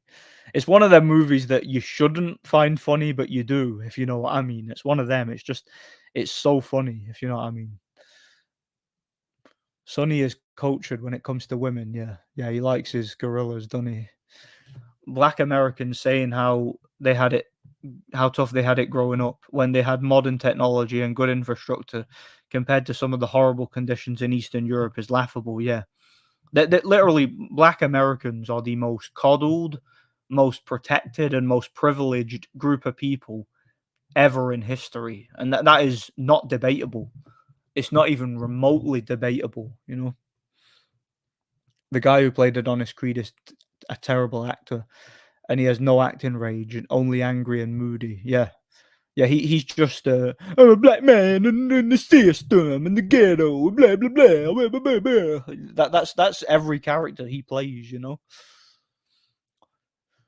Do you like Raging Bull? Great movie. I really like Raging Bull. Really, really great movie. I'm black and only find the top black women attractive. Yeah, I don't find any black women attractive, unfortunately. I know that that's racist, but I don't really care, you know. We're long beyond that, aren't we?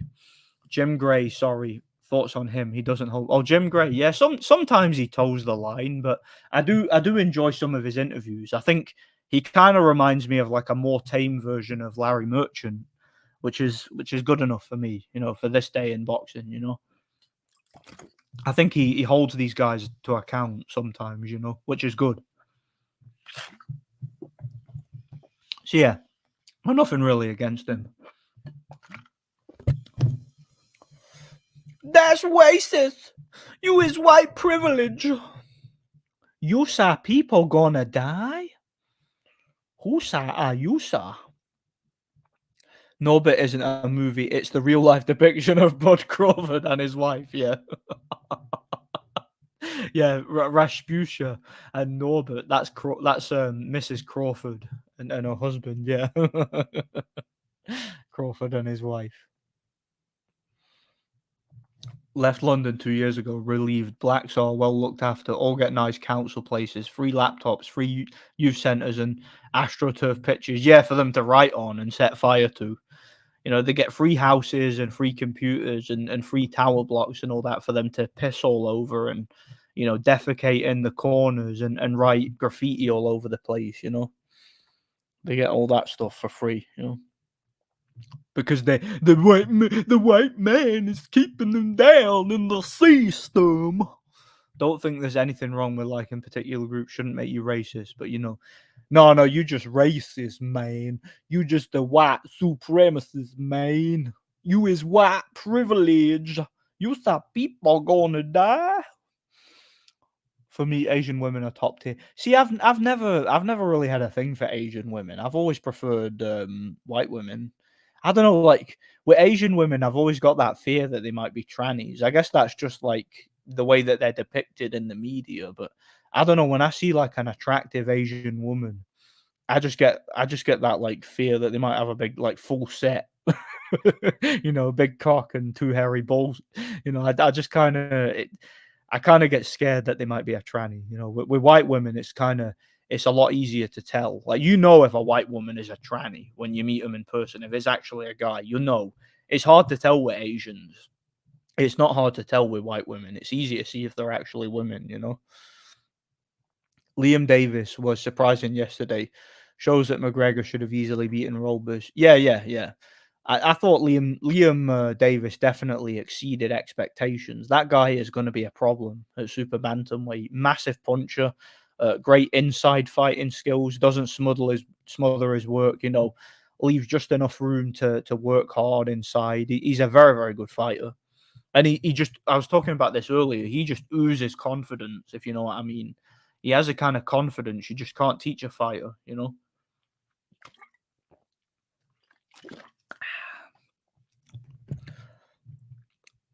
Black Americans have easily the most privileged life by far of anyone in the West.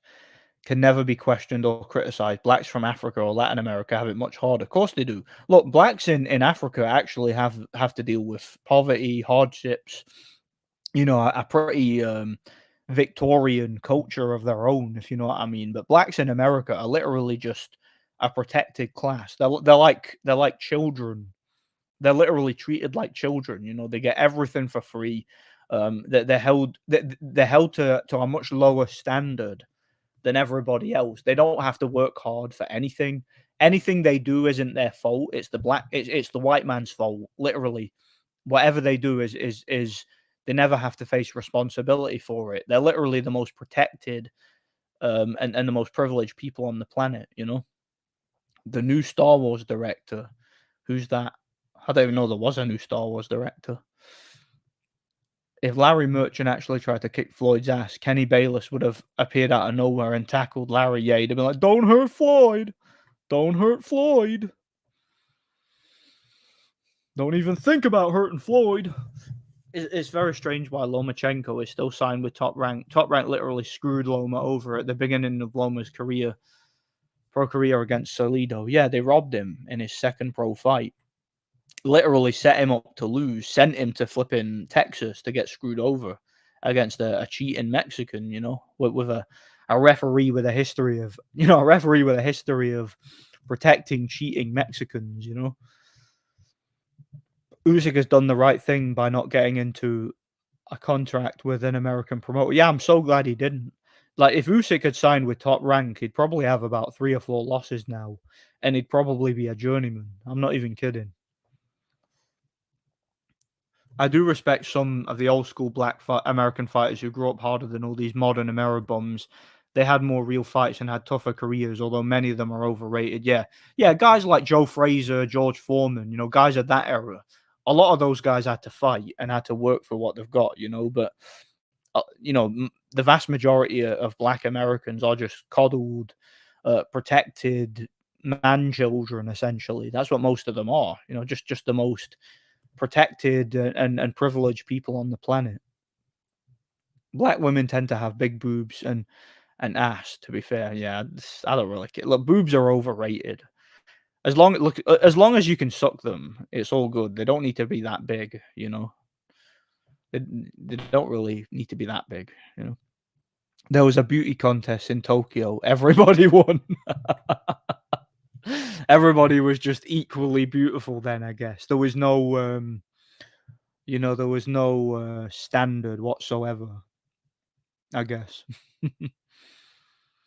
I'm thinking of doing dating apps again. Yeah, it's up to you. It's up to you. I wouldn't do that personally, but hey, I can't tell anybody what to do, can I? Cepeda looks good. Throws a lot of shots, but places shots well. Yeah, he certainly does. And again, take out a guy like Maxi Hughes in 4 rounds. That takes some doing, because he is a world-class fighter, in my opinion.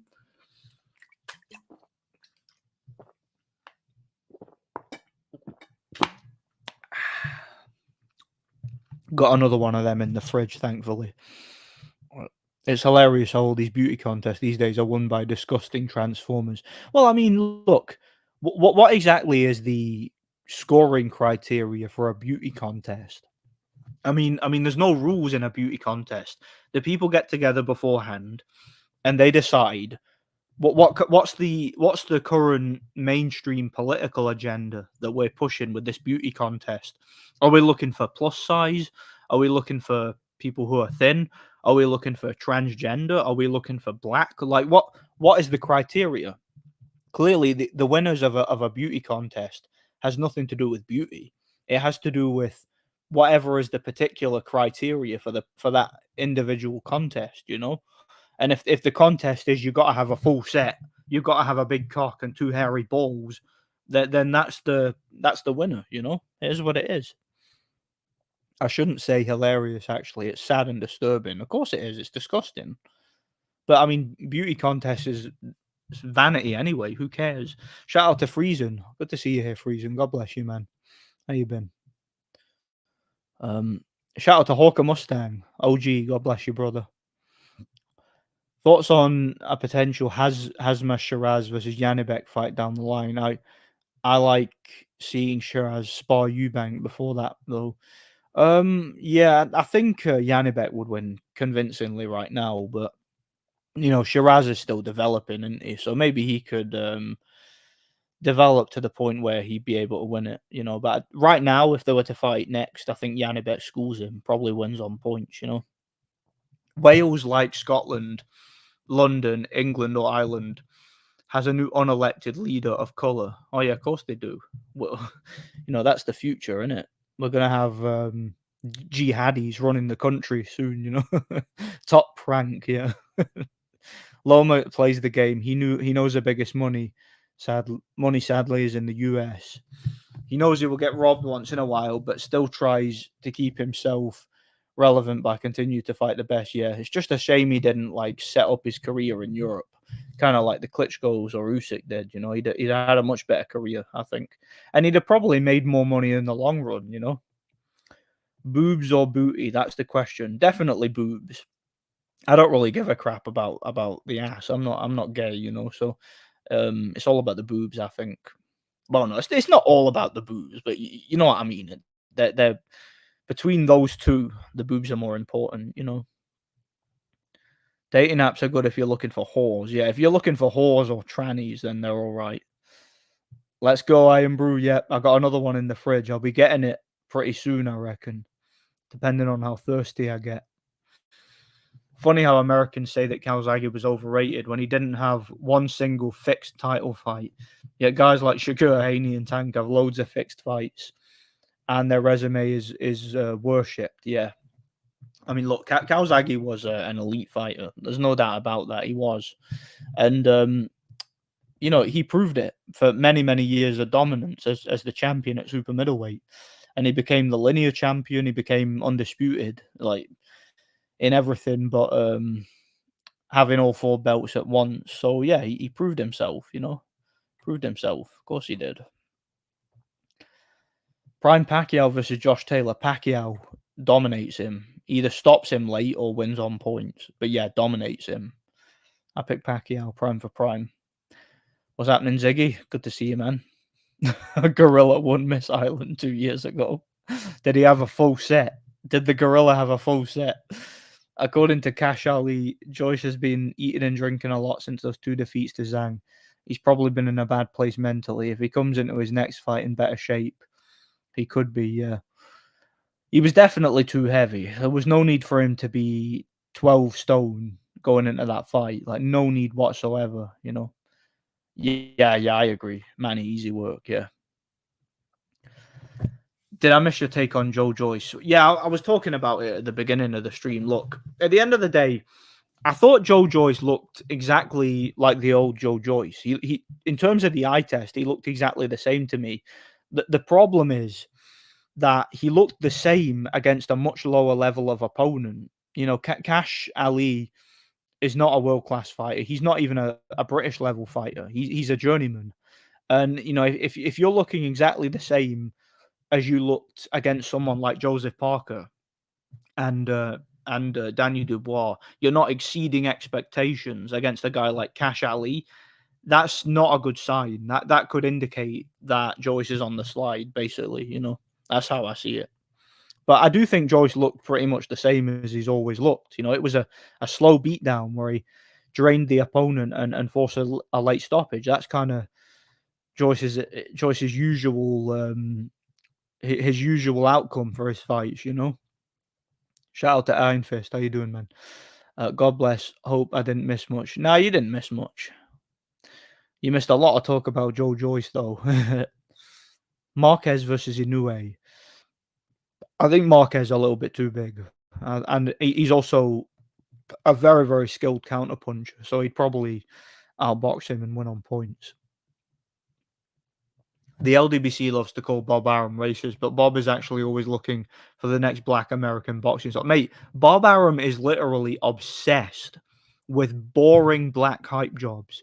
He has these guys, he signs them for years. These guys are just in some of the most boring fights you'll ever see. And Bob Arum does nothing but protect them. And then later in his career, they leave him and call him racist, like later in their career. It's just something Bob Arum does. I think Bob Arum is just a cultural Marxist, I don't think he even cares about boxing.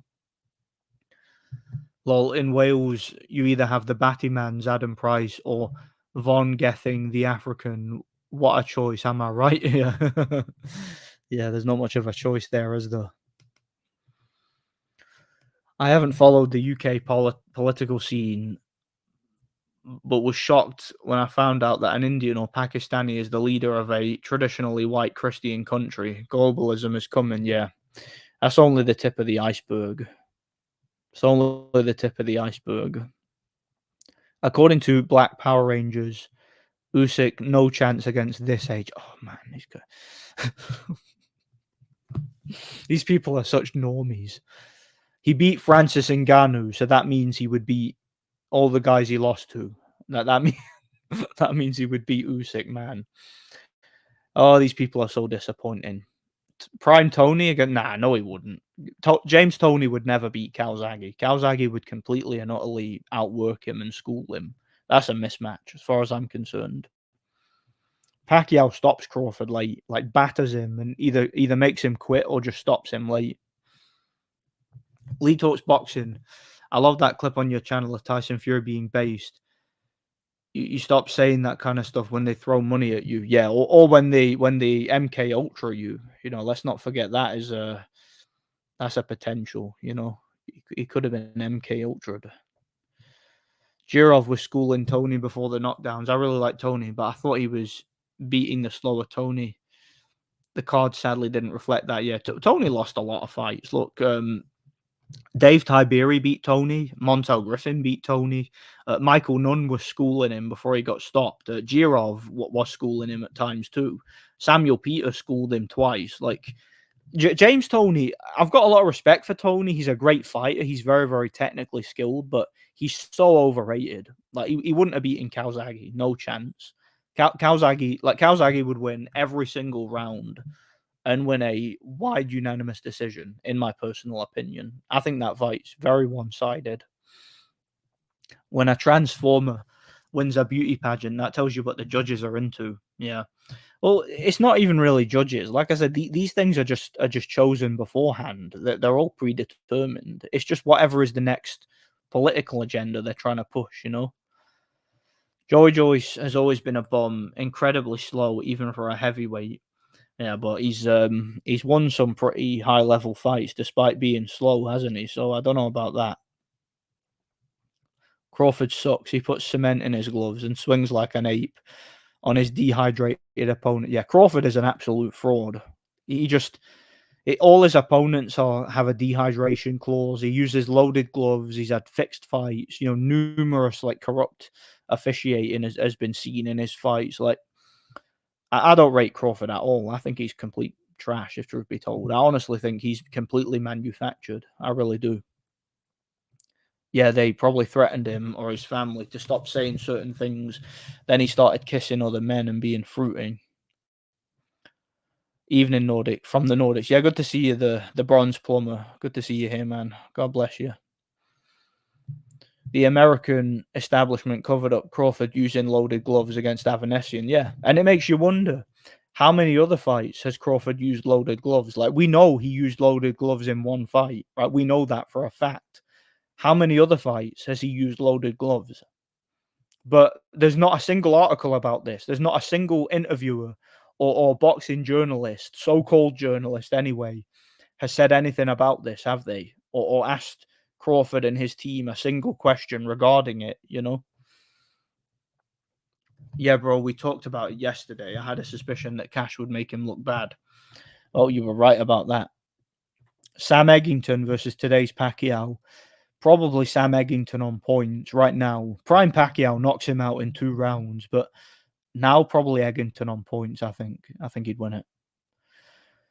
I like some horror movies, but not a lot. One horror movie I think is really good is Jacob's Ladder. I think that's a really good movie. I also like Jaws. I think that's a classic. Great horror movie. I like the first 2 Conjuring movies. They were quite good. So and I like some like survival horror movies. Like Predator and Dog Soldiers and whatnot. There's some movies I like, horror movies. It's not my favorite genre though, but I like some of them. It's like Joyce only has one gear and one pace. He fights the same way against every opponent. Yeah, pretty much. But again, it's effective against most of his opponents. US black boxers lack personality, all have a sob story. When Mayweather turned pro, he claimed to be middle class. Yeah, because he was middle class, you know. People calling for the Usyk AJ trilogy. Hey, look, make that fight. Make Usyk versus AJ 3. That'd be Usyk. If it's a real fight, Usyk gives him another schooling, and AJ goes back to the drawing board again. You know, Usyk, Franklin, and Pulev have a better chin than Ngannou. Yes, they do. Absolutely, I agree. Yep, dumb gay J fans say he beats Usyk after beating another bodybuilder, a guy who was 0-1. He beat an 0-1 MMA fighter in boxing, and they think he'd beat Usyk, who beat him twice. That doesn't make any sense. Literally doesn't make any sense.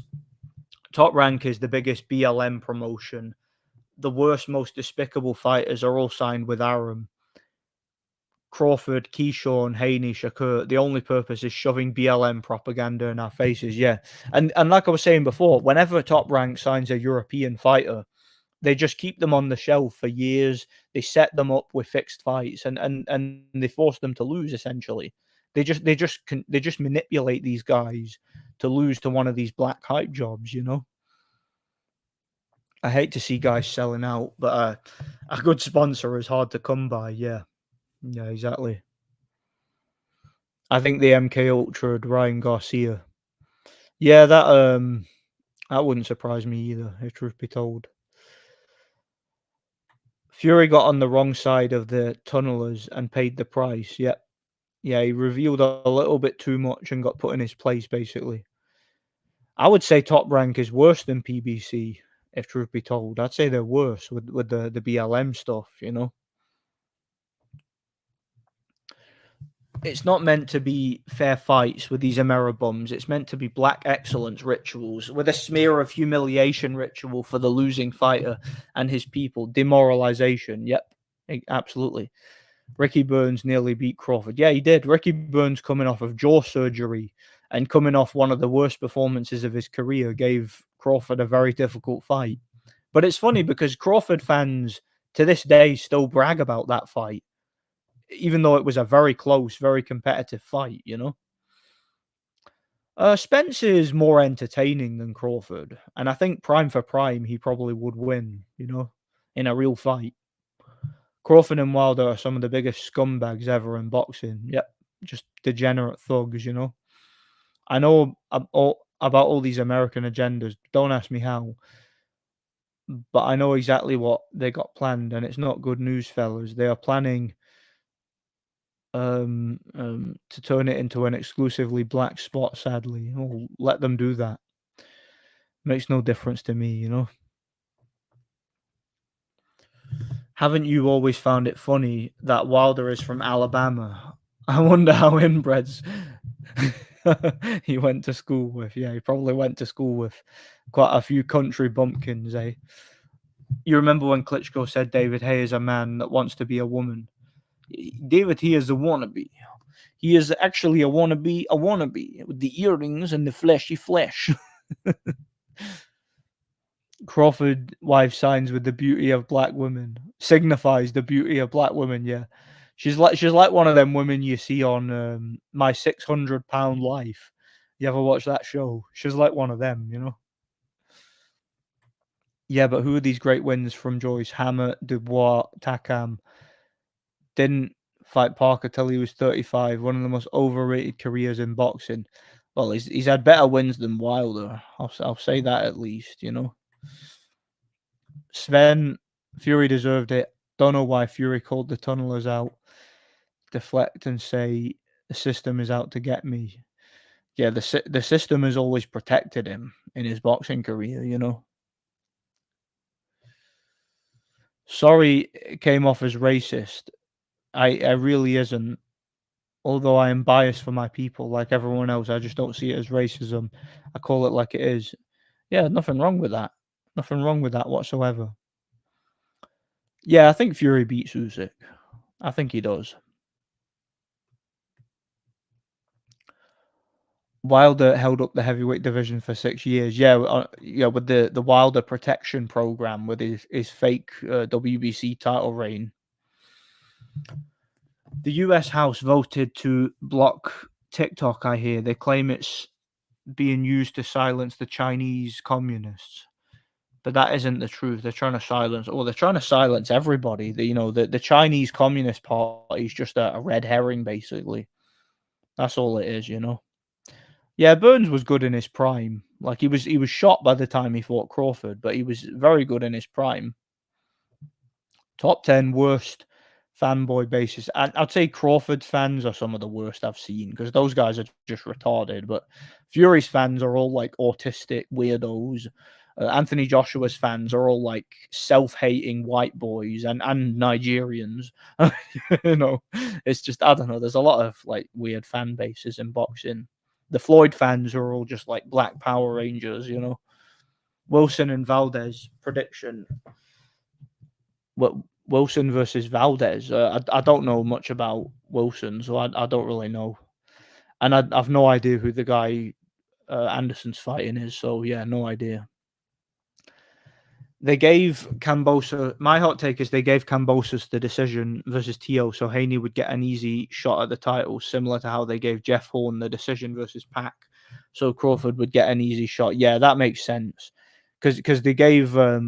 It's quite clear they gave Jeff Horn a dehydration clause, which wouldn't have worked on Pac because Pac's a lot smaller than Crawford. The flashy flash was such a funny and memorable quote. Yeah, the earrings and the fleshy flesh. Crawford's trainer was a fat bum. He wants to live in UK. I don't want him here rinsing the NHS. Yeah, he'll be rinsing the NHS for his like heart disease medication and all that, for his like addiction to KFC family buckets or whatever it is he eats. Crawford actually looked terrible versus Victor Postal. Also, Bud was running around in circles and rabbit punching all night. That was Bud's first pay-per-view, and it was a terrible performance. Yeah, and he got gifted the win. He just ran all night and spoiled and should have been DQ'd for all his fouls. Carlos Takam and Marius Vac have both fought better competition than Wilder. Yeah, they have. They have. Yeah, without a doubt. I'm not racist, I'm honest. Yeah, exactly. But Bud did look great versus Spence, though. Yeah, against a brain damaged, weight drained, washed up Spence, he looked good. Let's see him against a prime Spence. David Hay was intimidated by Klitschko during the face-off with Max Kuckerman. Yeah, he was. He was shitting himself. He thought he was going to get punched across the table. And he was even more intimidated in the ring, as you clearly saw. Joyce's career was very, very carefully selected. A lot of the guys he thought was either old, out of shape, like Parker or Christian Hammer. Not even Cash Ali came on short notice. Or even Cash Ali came on short notice. Not saying he's trash, though. Yeah, look, he's flawed, for sure. I can imagine Josh Taylor on the Jeremy Kyle show. He has the anger issue. Yeah, I could picture that as well. Like someone will come out and say something and like tell the story, then Josh Taylor will come out next and he'll be like, "You're such a liar." That's what they say on Jeremy Kyle. Do you remember that? They bring out like some chav and they're like, "Okay, tell me the story." And they'll be like, "Well, basically, it was all about them and nothing about me. I did nothing wrong. But basically, yeah, basically, it was all to do with them, yeah. Basically, they was doing all this stuff and I wasn't doing anything because I'm perfect."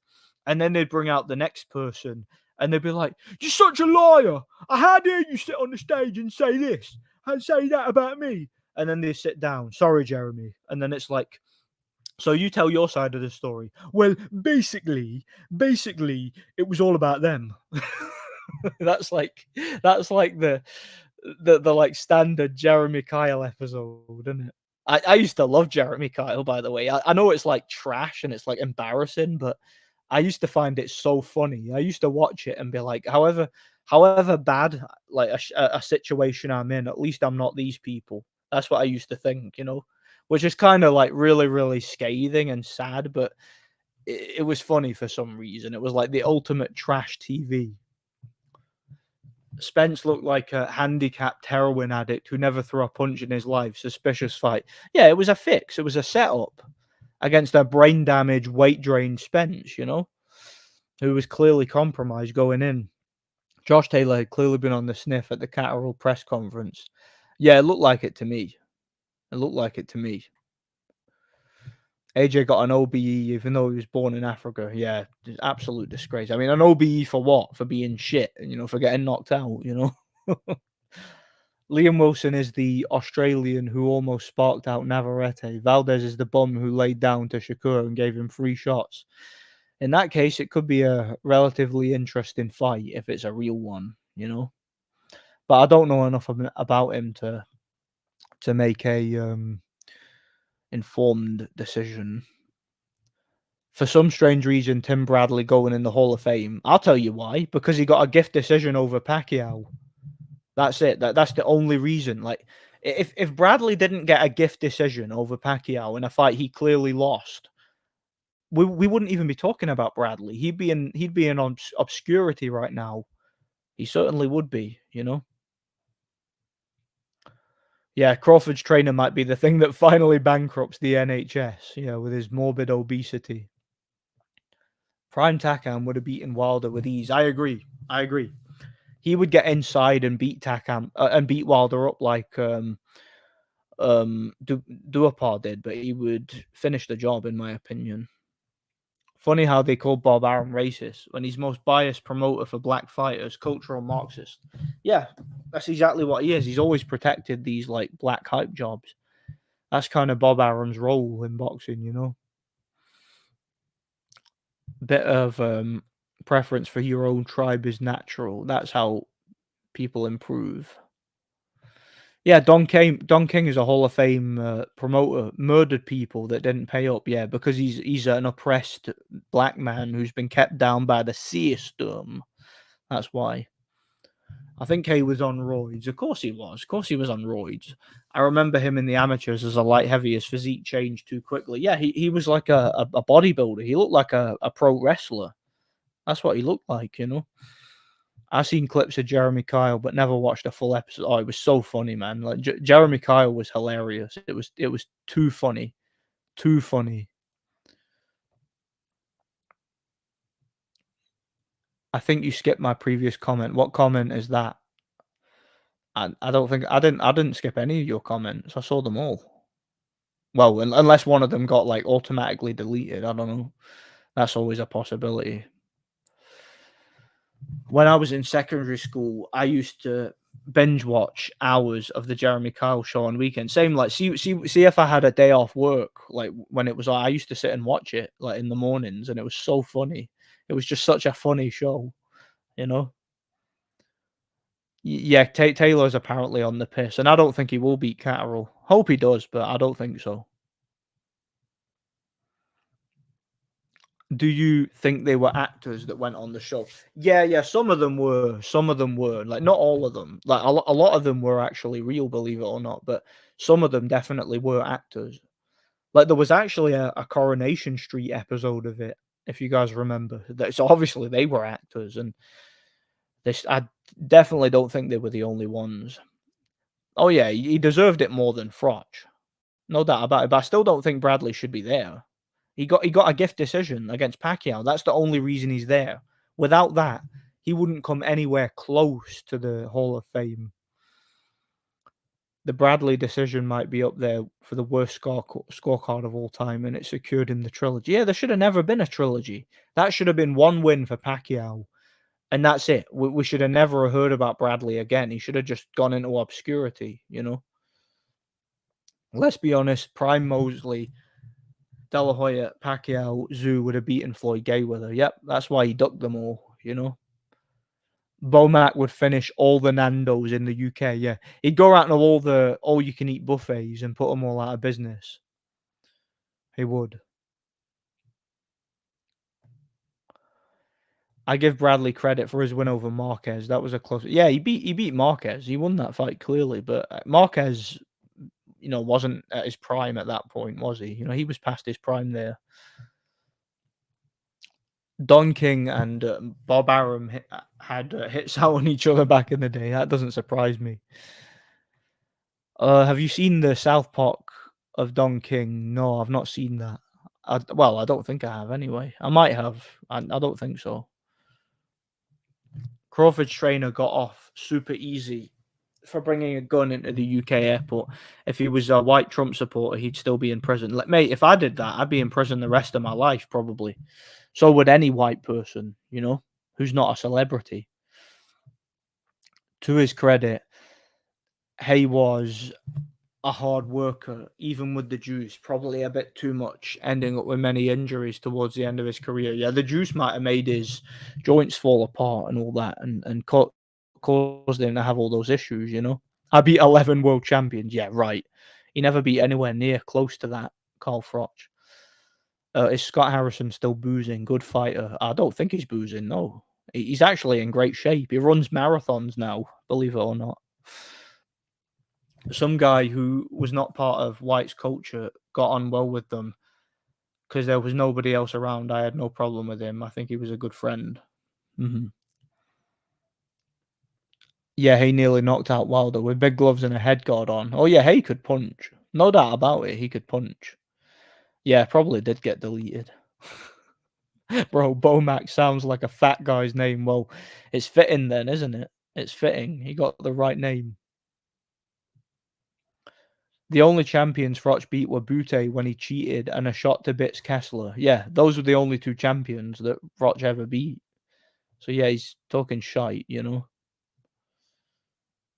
Did you find the X Factor funny when you were younger? I think it got boring after. It was funny at first. Like do you know when they used to just bring people on and they would just go on it for a laugh, knowing they're not gonna win, and they would just take the mick. Like it'll be some fat guy in the studio, and he would just be like, "I feel good, Dana, Dana, Dana, Dana. I knew that I would," like things like that, and it was funny at first, but eventually it just became like overproduced and boring, and it just became complete crap over time. So yeah, I lost interest in that very quickly. I thought Bradley was very mediocre, B level at best. I agree, B level at best. You ever think the second Cotto Margarito fight was a soft fix? Yeah, I've talked about that many times. Yeah, it went exactly the same as the first fight, and they stopped it after Margarito had a great round. Yeah, Cotto was winning the fight, but then Margarito was slowly breaking him down, starting to bust up his face, starting to get on top, starting to take over. And then as soon as Margarito, like Cotto was completely gassed, and as soon as Margarito was starting to win and look close to winning by stoppage, they stopped the fight in the corner, claiming he had an eye injury. And again, that was to protect Cotto. That was a fixed fight. It was like you say, a soft fix. So yeah, that fight was completely predetermined result. Margarito was robbed in that fight. Bomac probably going to breed with Crawford wife. They pass their women around. Yeah. Could you imagine the monster that would come out of them? Man, that's disturbing. BoxRec has some of the worst rankers I'll ever see. Who wins on an all-you-can-eat buffet contest? Bomac, Andy Ruiz, or Jerome Miller? I would go with Bomac. I think he's got more experience of eating like excessive amounts of food than those two. So yeah. White fighting Ireland, no TV coverage for four-time Royder. Yeah, I don't really care. That's a garbage fight anyway. I don't really care. Jeremy Kyle literally gave an alcoholic requesting for help a hotel room with an alcohol bar. He did that a lot actually. Like alcoholics would go on the show and they literally give them a mini bar in the hotel room just to cause drama basically for the show. That's what they did. They're allegedly bringing it back on channel. What? Jeremy Kyle? Are you kidding me? They're bringing it back. Because that's funny. It'll be shit if it comes back, but that is kind of funny. Prime Ricardo Mayorga versus Josh Taylor. Josh Taylor wrecks him with body shots and stops him late, I think. Literally nobody's with 40 losses on a top 15 ATG position. Yeah, they got a lot of bums on BoxRec ranked very highly. I wish Margarito boxed Mayweather with loaded gloves. Yeah, I'd have enjoyed that. I tell you that. Cotto would have got stopped in round 11 or 12 if the fight continued. I agree. Cotto was ready to check out. He was completely screwed over. He was screwed over. He couldn't handle it, and then they stopped Margarito. Like the ringside doctor stopped him for no reason to save Cotto and to make sure Cotto would win. Yeah, they were putting Margarito through a humiliation ritual. They did. Bomac and Mrs. Crawford would be like two planets rubbing against each other. Yeah.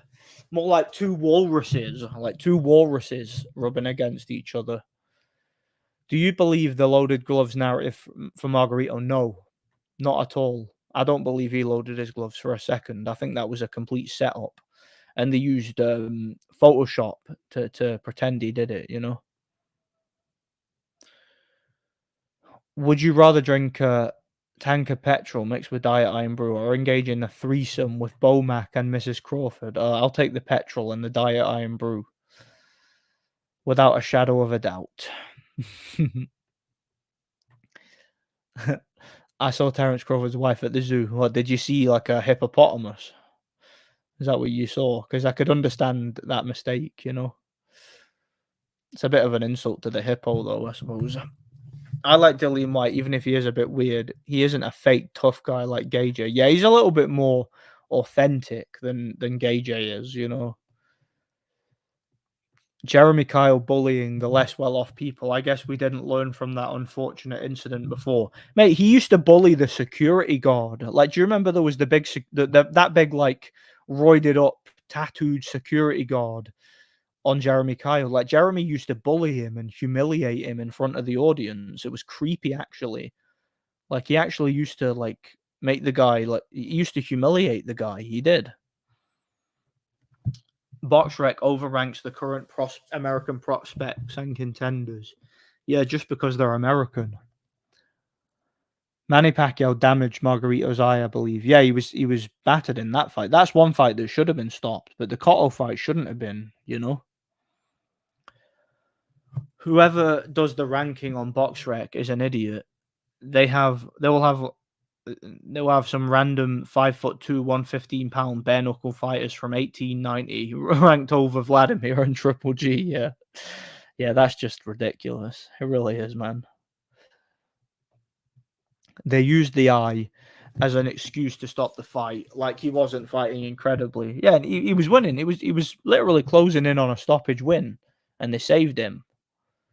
Crawford's wife frightened the poor zoo animals. Yeah, they'd be scared she was going to eat them, you know? Me too. I like watching White fights too. I think he's funny as well. Yeah, his fights are entertaining, I guess. Margarito had more heart in his little finger than Cotto ever had. Yeah, Cotto was a quitter.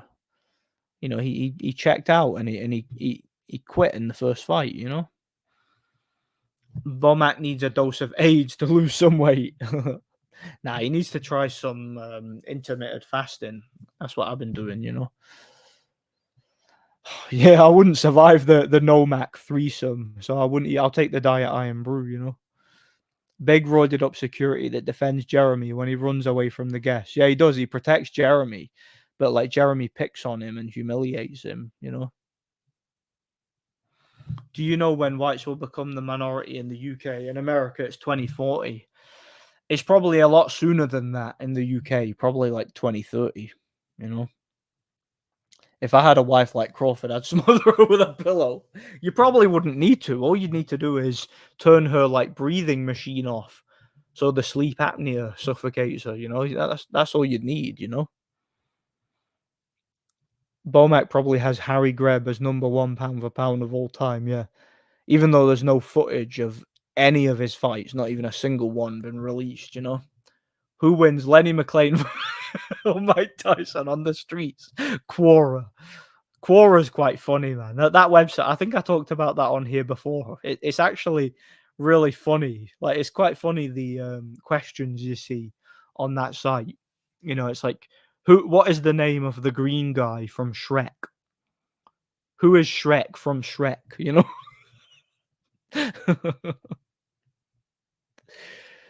White said Eddie had AJ's balls in his mouth, so Eddie decided to set him up with a ped test, maybe. Yeah, it wouldn't surprise me, you know. Quora has so many intellectually challenged people asking the most random shit you could imagine. Yeah, it does. And it's weird. A large number of the questions seem to be about Shrek. Like the people on it are obsessed with Shrek. I don't know what that's all about. You know. Do you think Dylan's fight not being on TV has something to do with him being sort of cancelled for his recent PED test, or is it simply a question of a lackluster card? Seems weird. I just don't think anybody's that interested in Dillian White anymore. I don't think he's anywhere near as big a draw as he used to be. And they just it's like the establishment doesn't have plans for him anymore, so they've thrown him to the side. Even dumber people answering them, yeah. Quora is a laugh. Constant questions of Bruce Lee against everyone. Yeah. Yeah, Bruce Lee versus both Klitschko's at the same time. Bruce Lee versus Mike Tyson. Bruce Lee versus this guy and that guy, yeah. Bruce Lee versus like the entire UFC roster. Oh, that's 50-50. I don't know who'd win there. I always step into the boxing librarian stream just to make fun of him. Yeah, he's like, I don't want that guy on my channel because that guy is a troll. So who would win, Harry Greb or Jack Dempsey? Well, let's look at the statistics. You see, statistically, Harry Greb had this many wins against Hall of Fame fighters. And Jack Dempsey, because he's always snorting in his videos, like, Jack Dempsey had only this many wins against Hall of Fame fighters. So I'd have to say that Darry Greb would probably win by a third round knockout. Now, any modern fighter who fought Harry Greb could not go 40 rounds with 6-ounce gloves and would probably get knocked out in the first round. If that sums it up, doesn't it? That White PED test is some nonsense. I'm not saying White isn't juiced, he probably is, but AJ is on way more steads than White. Yeah. AJ's on all sorts of flipping anabolics. Just he's like the poster boy for like anabolic steroids. Just look at him. I'm a young horny male who masturbates frequently. Is this normal? Quora, yeah. I masturbate to Shrek. Is this normal? That's what I imagine they say on Quora. Is Shrek life? Like I don't know, man. Just stupid questions about Shrek. That's what I think of with Quora. Bruce Lee versus Prime Mayweather in a street fight. That'd be quite interesting, actually. Some people are convinced Bruce Lee would run through the entire UFC roster. Yeah, they are. Who would win in a street fight between Manny Pacquiao against 2,000 chickens? Who would win, Manny Pacquiao and 2,000 chickens versus 10 Shreks? Sven, exactly. And White, even though I think he's juicing, called out AJ for it. Yeah, he did, yeah. Because again, they know each other very well, Who would win, Shrek or Hagrid? Or like 25 Hagrids. That'd be interesting. I think he's just a spurg talking about KO percentage of bombs from the 1880s. Yeah, it's a good one, isn't it? Because I don't like that guy on my channel, because that guy is a troll. And Sven Otke is the greatest fighter of all times. I remember he said that in a video. That was the one time I agreed with Boxing Librarian. He said that Sven Otke was the greatest fighter of all time. Tobey Maguire's Spider-Man movies are some of my favorite movies I've ever watched. Yeah, I agree. I love those movies. I really enjoy them. I do. Great movies. Yep, that's all drug testing is. It's used to weaken B-sides and give the A-sides more of a chance of winning. That's all it is. It's to weaken the B-sides. Sorry for asking that on Quora. Boxing Librarian blocked me over 10 years ago. He said it was not the Flomos. He said I was the cause of all the racism in the YTBC. You see, this channel here, who has never made a video, Herca Mustang, he is the reason why we have racism in the YTBC. He is a vile racist, And if he made a video, you just know he'd be making fun of me. And I was very offended. All right. Gay J had a big steroid guy, but boxing media, yeah, big steroid gut, but boxing media conveniently ignore this and never mention it. Hey, he's never failed a test. You know he's clean. I'll do an Otto Wallet. He's clean because he never failed a test. It's his genetics. It's his African genetics.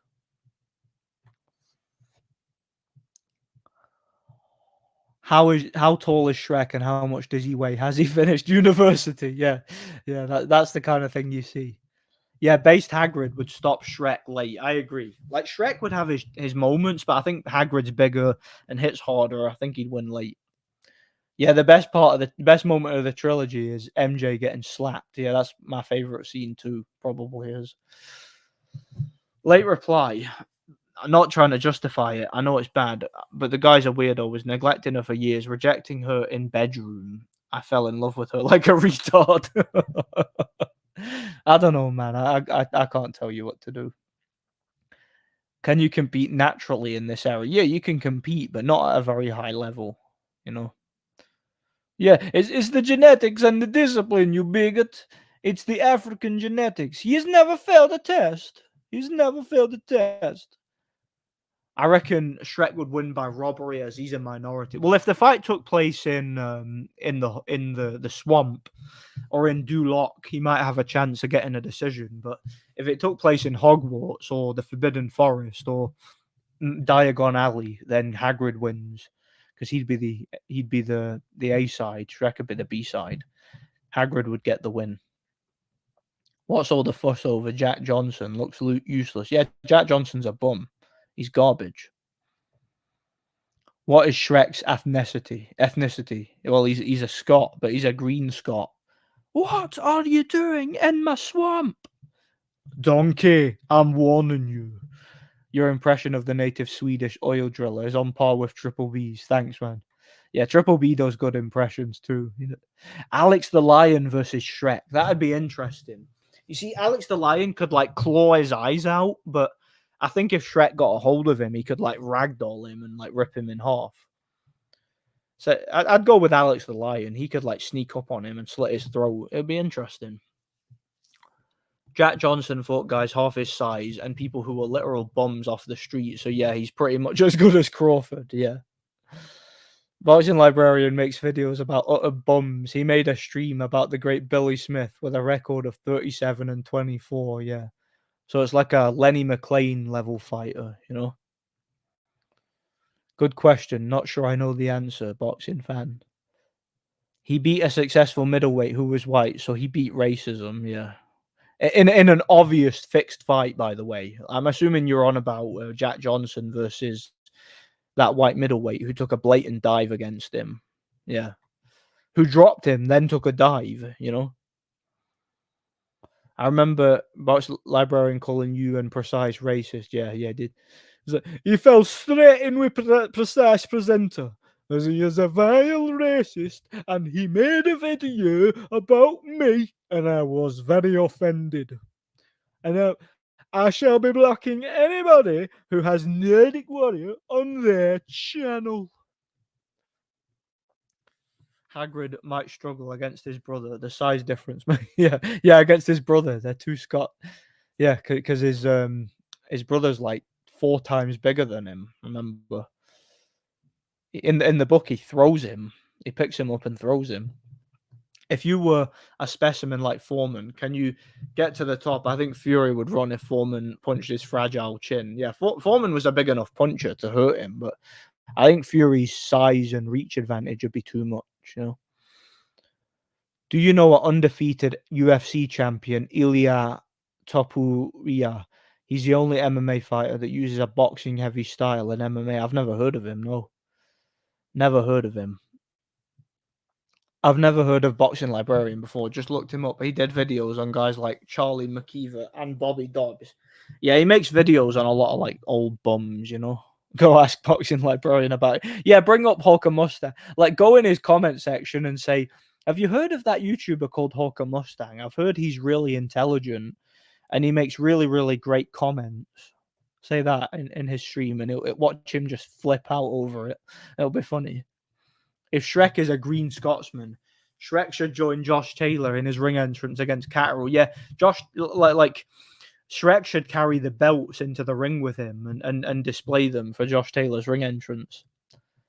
Boxing librarian videos get about 13 views, yeah, because who would actually sit and watch that? And like the only views are just somewhat like Rasclaw or one of them cooks going in his comments and saying, "Good video, bro, salute," and then they just turn the video off because obviously they're not gonna sit and watch the video, you know. That's like someone in 100 years making a stream about Cash Ali, yeah, or Christopher Lovejoy, the great underrated guy who never won a title because he was black, Christopher Lovejoy. It's cool. I'm not looking for guidance. Talk to anybody about it. She's the account girl that pays my wages, and nobody else in the company, including my own friends, are allowed to know. All right then. Nikolai Valoev and Hagrid versus the Klitschko's. No weapons. Who wins? Valoev and Hagrid, because they would just choke slam them. They're too big, you know. But the color bar, yeah, that's the convenient thing they all bring up. They literally, right, the boxing establishment literally created a title, a colored heavyweight title, so that black guys could compete in boxing because they were that shit. They couldn't compete with the white guys. So they made their own league and only they were allowed to fight there, right? But what's weird about it is black guys were allowed to fight for the regular title, like the world title that white guys could fight for too. But only the blacks were allowed to fight for the color title because racism and white supremacy. And you know, all the black like fighters had white promoters and white managers and all that, and were literally protected by the white establishment. But racism and the color bar, they never won the title because of the color bar. You know, like you know, that absolute journeyman bum, Sam Langford, you know, who lost like numerous fights to bums. They say he never won a world title because of the color bar, yet he fought for the world title and didn't win. So he fought another black guy for the world title and didn't win the fight. He ended up with a draw, right? So he didn't win it. So what does that have to do with the color bar? You have two black guys fighting for the title. Sam Langford fails to win, but he didn't win the title because of the color bar. Like, that doesn't make any sense. These people are literally retarded, and they literally use like reverse psychology and just false history. Like, it's literally rewriting history to suit an agenda, you know. I had a boxing trainer who knew Mickey Duff. Duff used to smear himself with Vaseline before fights. He didn't like getting hit. Yeah, because they think that the Vaseline makes the punches like slip off them, you know. Criticizing Jack Johnson on Boxing Forum 24 is a bannable offense. Yeah, I would just go on there and say Jack Johnson's a bum and this website is for retards, you know, because it is. That website is literally ran by retards, by the way. My favorite Shrek movie, I love the first one. That's my favorite Shrek. I like the second one. I think it's not as good as the first one, but I like it. I hate the third one. I think the third one's garbage. The fourth one's garbage too. It's a little bit better than the third, but I don't like it. But I love the first two, and I think the first one's the best. Boxing librarian reminds me of the white guys that's always kissing the boot of a black man at a BLM rally. Yeah, well, that's where he belongs. He deserves to get chained up and whipped by black men. You know, I think that's exactly what he deserves. You know, that's what it is. No, I don't. To be honest, I don't really follow UFC, so I've no idea. You know.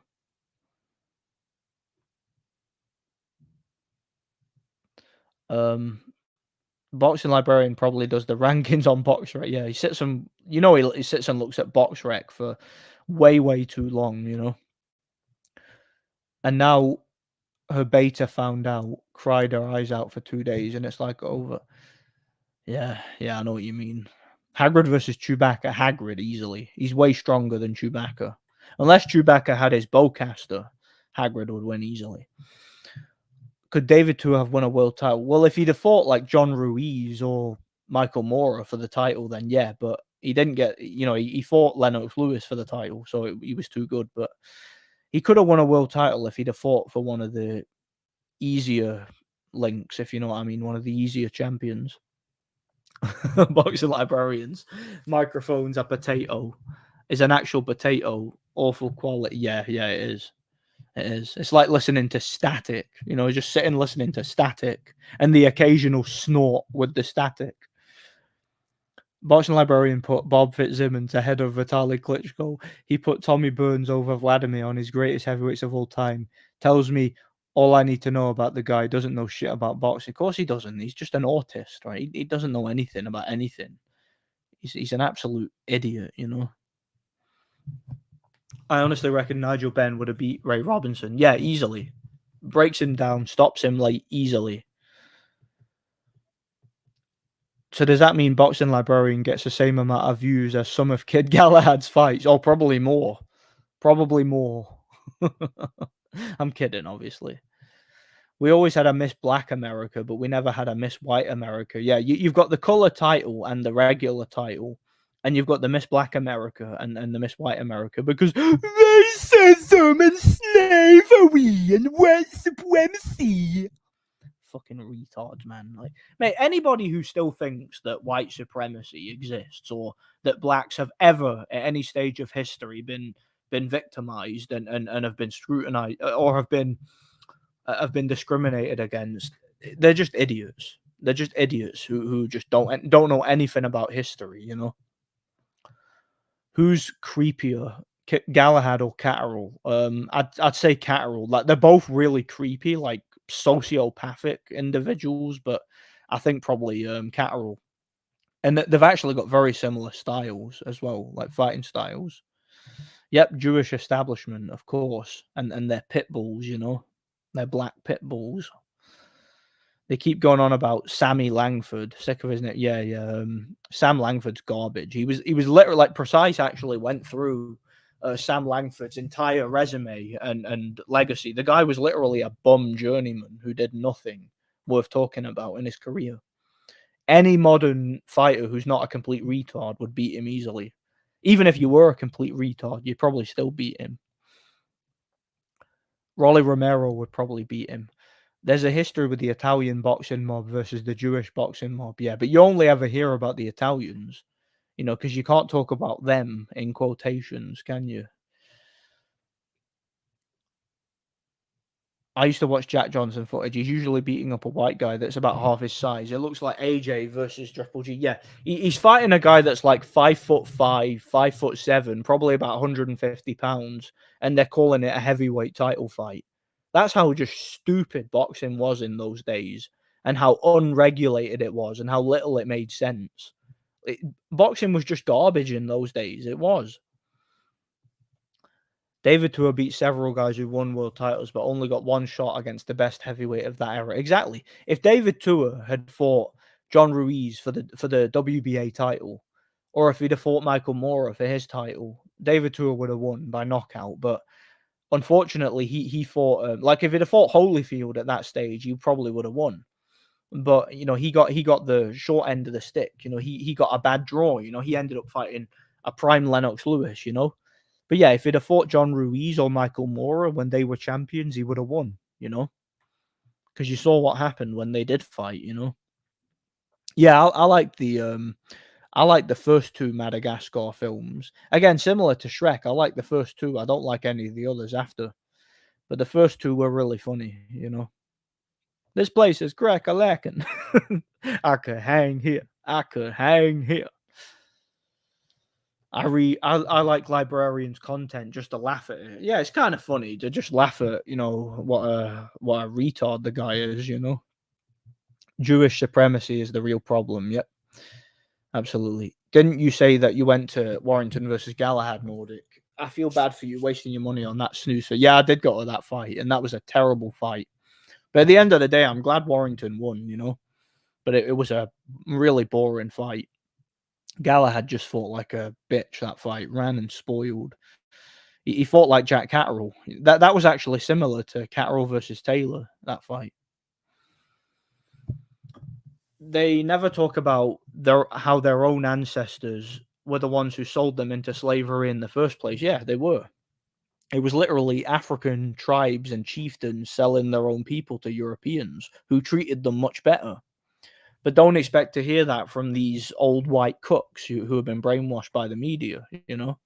Like someone like me, I'll tell you that because I don't give a crap what they think about me because they want to call me a racist. I'll just spit in their face and laugh at them, you know, and bitch slap them. Like if Boxing Librarian or someone like that came up to me and called me a racist to my face, I'd just bitch slap him and tell him to bugger off, you know? What's he gonna do? Nothing. But yeah, it is what it is, man. Like it's rewriting history. You know, literally the transatlantic slave trade, whatever you want to call it, was literally just Europeans buying slaves legitimately because Africa's biggest export was slavery, right? Buying them from their slave masters, you know, their black slave masters over in Africa, bringing them here, giving them jobs, giving them homes, giving them food, teaching them skills, giving them a much better life. What's bad about that? Why is that a bad thing? Why is buying people, literally buying them from a horrendous shithole country in Africa where they're literally living a miserable, unfulfilled existence, taking them to America and giving them a job, a home, a family, giving them a much better life? Why is that a bad thing? Someone explain that to me. Racist. That's racist. Slavery is bad. Look, I'm not interested in your retarded emotions. I'm interested in facts. I'm interested in the logistics of the situation. How is buying slaves legitimately from a country which has a infrastructure, an economy that's literally built on slavery, like buying them, bringing them to this country, or not my country. I'm talking on behalf of you guys, Americans, because my ancestors never owned slaves. So stick that right up your arse, right? But why is buying them, bringing them to America and giving them jobs and giving them a much better life, giving them a much more fulfilled existence? Why is that a bad thing? Why is that racist? But again, how about, and this is how history gets rewritten, right? Instead of being grateful to the white race for making the world a better place, for taking black people from the shithole country that they came from, because let's be honest, black countries are all shitholes, right? Every single one of them is a shithole, right? It was them that invented slavery, right? Buying them from their shithole country, from their shithole slave owners, and bringing them here and giving them a better life. Why is that a bad thing, right? But again, black people. I'm not talking about people from that era. I'm not talking about black people from Africa. I'm not talking about black people from the third world. I'm talking about black people in the West, like black people in Britain, black people in modern America are ungrateful fucking degenerates who look at the white race. They're literal saviors who took their ancestors from a shit situation and gave them the opportunity to make a life for themselves, gave them the opportunity to assimilate in a civilized country. And they look at these people and they talk about racism and they say, we demand reparations. Well, to me, do you know what we call that where I come from? We call that showing your true colors. That's what we call it. We call it being an ungrateful piece of shit, basically. That's what we call it. You should be thanking the white race for making your life better and for giving your ancestors the chance to actually make something of themselves, you know, saving them from slavery, literally liberating them. And you should thank white Christians for outlawing slavery. It was my people, right? My ancestors literally who put an end to slavery, right? While in the Middle East, in Asia, and in Africa, they still practice slavery to this day. Well, they don't practice it in my country. So, and that's because my people are superior to your people. And that is a absolute demonstrable, irrefutable fact. So get it up you if you disagree. Yep. Get it up you. That's my little tangent over. So where are we? When he fought people of his size, he had trouble. A legit ATG like Roberto Duran or Ray Leonard will beat him clearly. Yeah, absolutely. He fights. Look, I'm assuming you're talking about Ray Robinson. Look, Ray Robinson was great for his era, but let's not forget the guy had the guy had a ton of losses, and his losses tended to come at the higher weight divisions. And whenever he had a loss, like when he lost fights at middleweight or light heavyweight, there's always an excuse. Oh, he passed out from heat exhaustion. Or why didn't the opponent pass out from heat exhaustion? Well, correct me if I'm wrong. The two guys are in the same ring, in the same environment. I told Boxing Library one day that he was always trying to play Tarzan to the apes. That's exactly what he's doing. That underdeveloped prefrontal lobe is a great tool for creating protesters, cause riots, and set random people off to attack Whitey. Kudos to the small hats. Yeah. Joe Louis versus Max Schmeling looked fit. Oh yeah, of course it was fixed, mate. Joe Louis versus Max Schmeling too is the most fixed fight, like the most obvious rigged fight in boxing history. It was literally a political statement. Max Schmeling was literally he was a government agent. He was an asset to the Americans, and he threw that fight as a political statement against Germany. Again, that was at the height of World War II, and he would have been lynched if he won that fight. And he literally, look, he as good as admitted it. He threw that fight, and it was obvious. All you got to do is look at the footage. He leans on the ropes, curls up in a fetal position, and just lets Joe Louis wail on him, and goes down like a sack of spuds, putting up no resistance.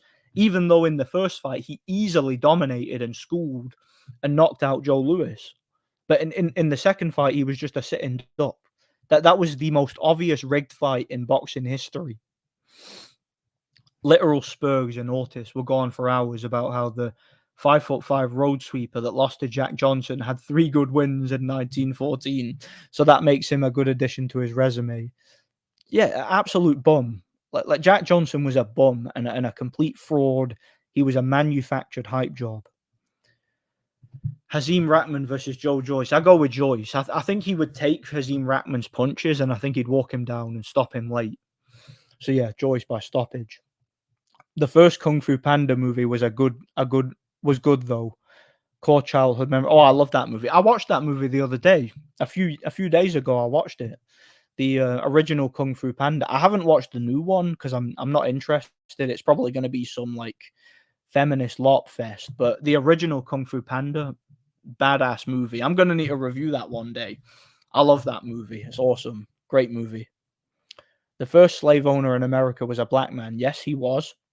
But they also never talk about that, do they? Yeah, and they don't talk about how, again, slavery is literally Africa's number one export, or it was in that day and age. What you think that the white men were just hunting down black men in the jungle? No, they were buying them from their owners in Africa. Oh yeah, don't ask who owned the slave ships. Hatman would batter Hagrid. Oh yeah, because he's the hardest doorman in London, so he would just bite his face off and choke slam him. I saw a new history revelation. Apparently, it wasn't the Wright brothers who flew the first plane, but in reality, they stole the idea from a poor black man. Yeah, we was pilots and shit. We was Braveheart and shit. We was everything. Yeah, yeah. You get some like big like obvious, like I'd say like 99.9% African ancestry individual, right? Like so somebody who's just I'm not talking about someone who's like black, but they've got a bit of European in them, right? You see somebody who's clearly African, like as African as you've ever seen, and they'll go to a British museum and they'll see like statues of ancient European, and they'll be like, "That's my ancestor," and I'm like, "No, it's not. That's not your ancestor, right? Just do one, you know." No one would step in like Hebrew Israelites, those like CIA plants. That's a good example of just people who rewrite history. Like King James was a black man, even though he came from Scotland. Yeah, sure he was. Come on now, no, he wasn't. No one would step to Hatman in Diagon Alley back in his prime. I see tons of these newfound history pieces where all of a sudden it's some poor minority who really made some invention. And Whitey stole it. All of it are blatant, complete lies. Yeah, a black man invented the dustpan. Yeah, and the ironing board and a bunch of other shit that we use. Yeah, sure. But they didn't invent fried chicken. I tell you who did. My people. Fried chicken was invented in Scotland. Look it up. Slavery was wrong. Was it though? Really? Because if it was wrong, you're saying that black people were wrong because they were the ones engaging in slavery, not us. My ancestors never owned slaves. So who are you like? Who, if you say slavery is wrong, you say you should be it should be black people paying reparations because they're the ones that invented it. They're the ones that perpetuated it for generations. But never forget about those that provided the slaves, and some of them that brought here were not indigenous Europeans. That's how far I'll go. You can guess that. Exactly. Well, most slaves in history were Europeans. Most of them were. That's where the name Slav comes from. There have been many, many more white slaves in history than black. That's a fact. Every race has been enslaved or has owned slaves at some point in history. It was all about exploitation and how vulnerable people and how much money they had. Slavery had nothing to do with racism. Of course it didn't. Africans sell their daughters. Yep, they do. To this day, they sell their daughters to this day because the ancestral black man in the spirit. Blah, blah, blah, blah. European elites bought slaves. My ancestors were poor. Usually it was the elites controlling the slave trade, buying them from black slave owners. Yep, absolutely. Nordic is spot on here, as I often am, of course. Whites are the most adjustable and tolerant race. Yep, absolutely. Solely to their own detriment, though through goodwill and naivety we are self-imploding. Exactly. Like the white race is literally, I know this will sound like LARPy, but the white race is just too tolerant for their own good. We're too tolerant, we're too kind, and we're too accepting of others to our own detriment and to the complete detriment of our own society. Unfortunately, black people love being victims. Yeah, they do. They play the game. They love being victims, as it means they don't have to take responsibility for their own poor choices. Exactly. It's the white man that's keeping the black man down. Blah, blah, blah. That, it's the white man's fault that you've never achieved anything in your life. It's the white man's fault. It's not your own laziness or lack of ambition. It's because your ancestors were taken from the tongue and the system. We brought them into Western civilization from their mud huts, living in squalor, and then went on to ban slavery. And they want to call us evil for saving them. Maybe go back then. Exactly. I think any black person who isn't grateful to the white race for making their situation better should be deported. I've said that for years. I've said that for many years. If you're a minority and you don't respect the people who are the natives of this country who give you special treatment, right? But because you being allowed to live here and getting free shit is special treatment. If you don't respect that, you should be deported. Also, people very often forget that not all Europeans participated in the slave trade, and mistreatment of black people, Russians or Poles, never had anything to do with that. Yeah, neither did my people, neither did my ancestors. Yep. Master Shifu was the real villain of Kung Fu Panda. Yeah, Master Shifu was a flawed character. He made some mistakes, but he did redeem himself towards the end, and he took responsibility for his own failures. So I wouldn't necessarily call him a villain. I would call him a flawed but well-meaning character, if you know what I mean. One Carpenter, that's Jewish. So yeah. Jesus Christ, our Lord and Savior. All the real German men were killed in the wars. Yeah, now all you have is people like Angela Merkel and that. Even when I was in 5th grade history class, I was confused watching the Max Schmeling fight. Like you said, he didn't even get touched, leaned on the ropes and laid down. Yeah, he literally voluntarily went over to the ropes, lay there on the ropes in a fetal position, just like, come on, hit me. And then he just went down like a sack of spuds. Obvious fixed fight. And if you look at the first fight, then watch that fight, it becomes even more obvious, Even in countries that participated, you can't blame the average person today for what happened back then. Just like we don't blame all black people for the crimes of other ones, yeah. But I mean, pattern recognition is a real thing, let's be honest, and stereotypes exist for a reason. At 13 years old, I could tell the Joe Louis Max Schmeling fight was fake. Yeah, same. It's easy. Obvious fix. Arab slavery of blacks was far worse than what whites had done, and it still goes on. We see blacks like Tank converting to Islam. Yeah, I mean, look at what Muhammad had to say about the black race. He called them raisin heads. That was the name that Muhammad had for black people. And Muhammad was a white man, by the way. Like, he lived in an Arab country, but he was ethnically European, I believe. He was white, and that was part of the reason the Arabs worshipped him, because because he was they often talked about the color of his skin and all that. Him being what was the word they used? They talk about him being as white as milk or something, and the whiteness of his face and the whiteness of his legs. Like, there's verses all over the Quran like that. Max beat up Lewis in the first fight, then laid down in the second. Yeah, he did. He did, because he was a cock. He was a sellout. Max Schmeling was a government agent. He worked for the American government. His manager was Jewish, and as a result of that, he turned on Germany during the war, and he threw that fight as a political statement. You've done one of the best live stream on YTBC, Red Pill on politics, boxing, hard to come by. Yeah, thanks. I appreciate that. God bless you. Wait, no, you're telling me the Vikings wasn't black? Yeah, we was Vikings and shit. There's actually more slavery in Africa today than there was 200 years ago. It doesn't fit the narrative that the media talk about. Yeah, and there's slavery all over Asia. Sweatshops. What do you think that is? That's literally child slavery. And all these leftist companies profiteer from it. Like Apple and whatnot, Google and whatnot.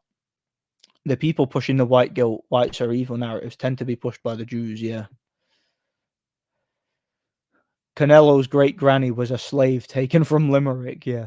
His real name's probably Paddy McFinnigan or something. The Ottoman Empire, who were from the Middle East, owned a lot more European slaves compared to the Atlantic slave trade. Absolutely. Absolutely. And what do you think the Crusades were? The Crusades were literally a retaliation of centuries, and I mean centuries, of Islamic colonialism. But again, these Hebrew Israelites and these, black supremacists always want to talk about the Crusades as if they weren't a good thing. I mean, come on now. Shakespeare was stealing his plays from a perfectly literal black woman who was in England in the 1500s, according to Tyrone and Jamal. Yeah. Tyrone and Jamal. Yeah, Deontay Wilder is a great example of the modern day American black man, a complete loudmouth imbecile with a low IQ and a victim mentality. Exactly. But he's had all sorts of special treatment. And even though he's from the South of America, which is supposedly, we don't take kindly to colored folks around here, like the South of America is supposedly, it's supposedly filled with Hawker Mustangs with their double barrel shotguns and their pickup trucks, just shooting black people on sight. How is Deontay Wilder able to flourish there and become a multimillionaire and a heavyweight champion? It doesn't make any sense. There's no racism in the South of America. These guys are literally coddled there. It doesn't make any sense. All of the international acts pushed by them. Max Schmeling got caught up in a political game. He had nothing to do with Nazism, but they threatened him before the second Lewis fight. On his ring walk, they were throwing bottles and cigarettes. Oh yeah, like if he'd have won that fight, they'd have lynched him. He would have been dead. They literally would have lynched him. But again, he was in on it. Like, his manager was Jewish, and his manager literally set him up to lose that fight. Like, he threw the fight on purpose. Will Canelo and Crawford ever fight 168? If that fight does happen, it would probably be at a catch weight or at 160, I would imagine. Yeah, whites are too generous for their own detriment. We're just really nice people, aren't we? We're just very generous, is what it is. Is that a bad thing? I mean, yeah, apparently it is. Apparently it is a bad thing, because we've brought about the complete destruction of our societies. I mean, look at. Let me not even go there. White people are more likely to accept a person of another race as a friend. Yep, facts. They won't go back because they know how much better they have it here than in their crappy little mud huts, eating insects and drinking filthy water. Yeah, we gotta go over there and build wells because apparently, according to the TV in this country, I mean, I don't know how true this is. It could just be condescending aid work, but according to the TV, Africans don't even know how to build plumbing. I don't believe that, by the way. I think there's plenty of plumbing in Africa. I literally think that's a scam to get money off people, because charity is like a massive, massive scam. It's one of the biggest scams out there. But yeah, according to what they're telling us, these people don't even have plumbing. We need to pay for their plumbing. We need to go over there and give them plumbing. I still feel sad over what those monsters did to the South African whites. That was truly sad, and the Western media covered up the murders. Well, I mean, look what happened to Corey Sanders. That tells you everything, doesn't it? Yeah, Shifu wasn't evil like Dumbledore. Yeah, yeah. Shifu had his flaws. He made some mistakes, but he's not a bad person. I don't think he's evil. I do think he's a guy who was well-meaning. You know, other ethnicity, some of them are, but most of them, I'd say most of them just like playing the what do you call it? Playing the victim. I don't think it's really about jealousy. Always stay on your guard around foreigners. Listen, I'm on my guard around anybody, whoever they are. Rafael Espinoza is like a Sebastian Fundora at 126, limited boxer who relies on size. Yeah, yeah. I don't think I've actually watched Espinoza, but yeah, Fundora was exactly like that, wasn't he?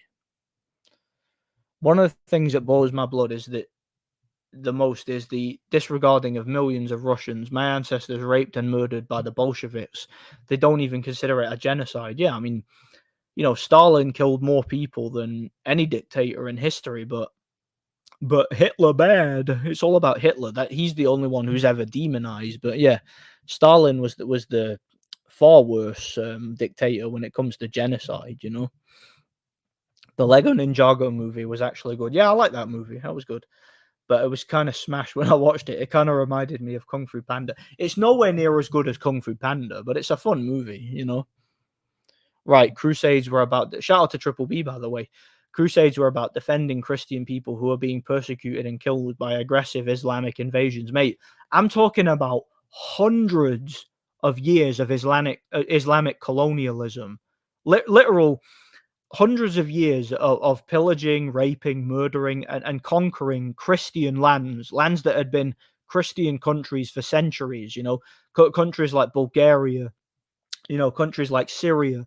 These are all Christian nations, and they were all invaded by Islamic armies. Essentially, that's what the Crusades were all about. The Crusades were literally retaliatory, and they could have happened and they should have happened way sooner than they did. You know, real talk. But try telling that to these normies, that they're having none of it. Can't you get arrested in the UK for saying this type of stuff? You got some serious, mate. Listen, I could get arrested any time for the kind of stuff I say, but the way that I see it, look, if I don't say this stuff openly and I keep my mouth shut and I'm scared to say anything like most people, I kind of think that sets a precedent, if you know what I mean. Because I think if I do get arrested and I end up as some sort of case. The way I see it is I can articulate myself and I can justify everything I say with evidence and with research and whatnot. So if I do get arrested for the things I say, all I would have to do is get the word out there and basically make it very, very clear, make them justify why it is I've been arrested, what laws I've broken, right? When were these laws when were they um what's the word I'm looking for? When were these laws established?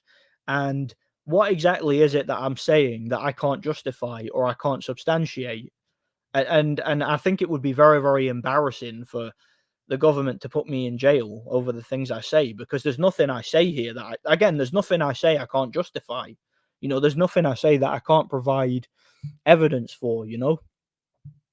Heard some guy putting up anti-immigration stickers, put in jail for 2. Yeah, he was. He was jailed for 2 years All he did was put up a sticker that said it's okay to be white, and he ended up in jail, which is nothing compared to what I say. So yeah, if that guy's in jail for 2 years, it's very very possible I could be too. But I'm not scared of going to jail. Look, see when you become a born again Christian, so worldly things don't you don't fear worldly things. You don't fear death, you don't fear incarceration, you don't fear persecution, because these are all things that Jesus Christ himself had to go through. And Jesus Christ died on the cross so that we could have everlasting life. And it's very very clear in scripture that we're to go out and preach the truth. The truth will set you free, as they say. And we're to go out and we're to preach the gospel. So if that gets me arrested, I mean, like, people I know in my personal life, they know exactly what my political views are, and they know exactly what my theological beliefs are. I don't hide it just to fit in. So I kind of think if that too many people keep quiet, and like I was saying, it sets a precedent, and that leads to the normalization of this authoritarian police state, which this country has become. And if I can be the type of person that sets a different kind of precedent, that can inspire more people to speak out. So again, if I get arrested, it is what it is. If I end up in jail, it is what it is. I'll deal with it. But I'm not going to be I'm not going to be too scared to speak the truth, no matter what. Yeah, the South is just as woke as the rest of America. Oh yeah, Schmeling's manager was a tunneler. Why are you so anti-Semitic? Yeah, exactly. His manager was a Jew. He hated Germany. He was very much involved in pushing anti-German propaganda. He was an asset to the American government. Oh, but the fight was totally real, though. He wouldn't take a dive, no chance. And then when the war was over, he literally got given a contract with Coca-Cola, to push Coca-Cola throughout Europe, and became a multimillionaire. So he made more money than Joe Louis did. He was very well compensated by the American government for his services. While Joe Louis ended up broke and got thrown under the bus. I mean, Max Schmeling became a multimillionaire and lived very comfortably for the rest of his life for his services for the American government. The nation of Haiti is basically what Democrats and New Labour in the West want it to be. Yeah, yeah, yeah, exactly. Exactly. Yeah, anti-whiteism is the most prevalent form of racism in the UK today. Absolutely. For 40 plus years, they've been scabbing donations from Australians to feed the kids in Africa. What a joke. Yeah. And I mean, look, and I would like to ask Africans about this. If there's any Africans watching this, do you not find that condescending? The idea that people in Africa have all these children and they can't feed their children and they can't feed themselves and they can't build plumbing, and they live in such squalor that they need the white man to come in and save them. Is that not like really condescending and disrespectful, and does that not make you feel like shit? Like, does that not make you feel really, really inferior when they say that? Like, when you see these adverts, oh, look at Africa, the children there, their faces are covered in flies and they're starving and they can't afford to eat. And I'm just like, well, can't these people take care of themselves? Don't they have some sort of government or some sort of infrastructure in place to look after themselves? Apparently not, according to these adverts. So, like, that's something I would like to hear an African person talk about, like the condescending charity situation we have in this country. Like, it doesn't make any sense to me, because on the one hand you're telling us that Africans are just the same as us. They have the same, not if not the same opportunities. They have the same skills, the same intelligence, this, that, and the other. But you're also saying that they can't build their own plumbing and they can't feed their own kids. Which is it? It doesn't make any sense to me, you know? Oh yeah, yeah. YouTube censor everything. They do it to me too. I live in the southern USA, and most of the most dangerous racist areas to live are the blacks, just like any city. Yeah, it's the same in the UK. It's exactly the same. No way Max Schmeling's manager was a tiny hat. That just, yeah, he was. His manager was Jewish. He was. And it's clear he had government connections, You won't get arrested for this talk. You get arrested for incitement, two different things. No court in the land would charge you for what you said here. Yeah. Well, look, if I was on here saying, listen, you guys need to go out there and start murdering people, like if I was here, obviously you could take that out of context, whatever, but you know the deal. If I was on here telling you guys to go out and commit a terrorist attack, then yeah, that would absolutely be there'd be a case there for me going to prison for incitement, but for just highlighting the truth and saying things I can totally justify and backing them up with statistics and facts, no civilized country should lock a person up for that, But again, the guy in my country got locked up for putting up a sticker that said it's okay to be white. That got a guy jailed for 2 years. So you never know. There's things I've said on here that are a lot more abrasive than that, So you never know. Know that I got more respect for you after the stream. Speaking your mind, don't let censorship side. Yeah. Trust me, like I appreciate that. Trust me, I'm never gonna let censorship silence me ever. I would literally rather be banned and in prison for the rest of my life than not speak the truth, because lying is a sin, and I take that very seriously. You have to speak the truth. Too many people are scared of telling the truth. Mark's self-moderation. That's how commies win. If we keep quiet. Yep, absolutely.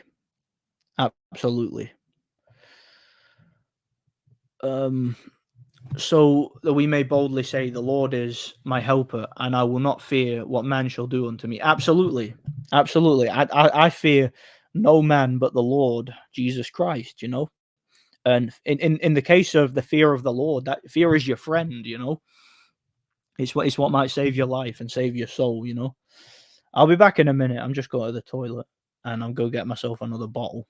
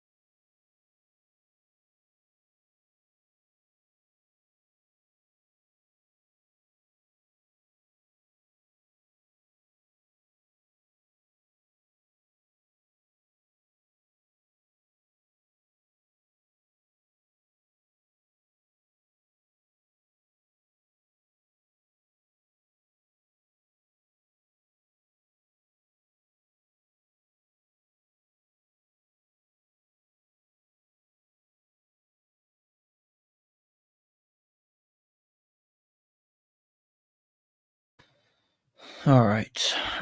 I'm back. Back, and I'm bigger and badder than ever. I'm like Big Joyce on his comeback, bigger and badder than ever.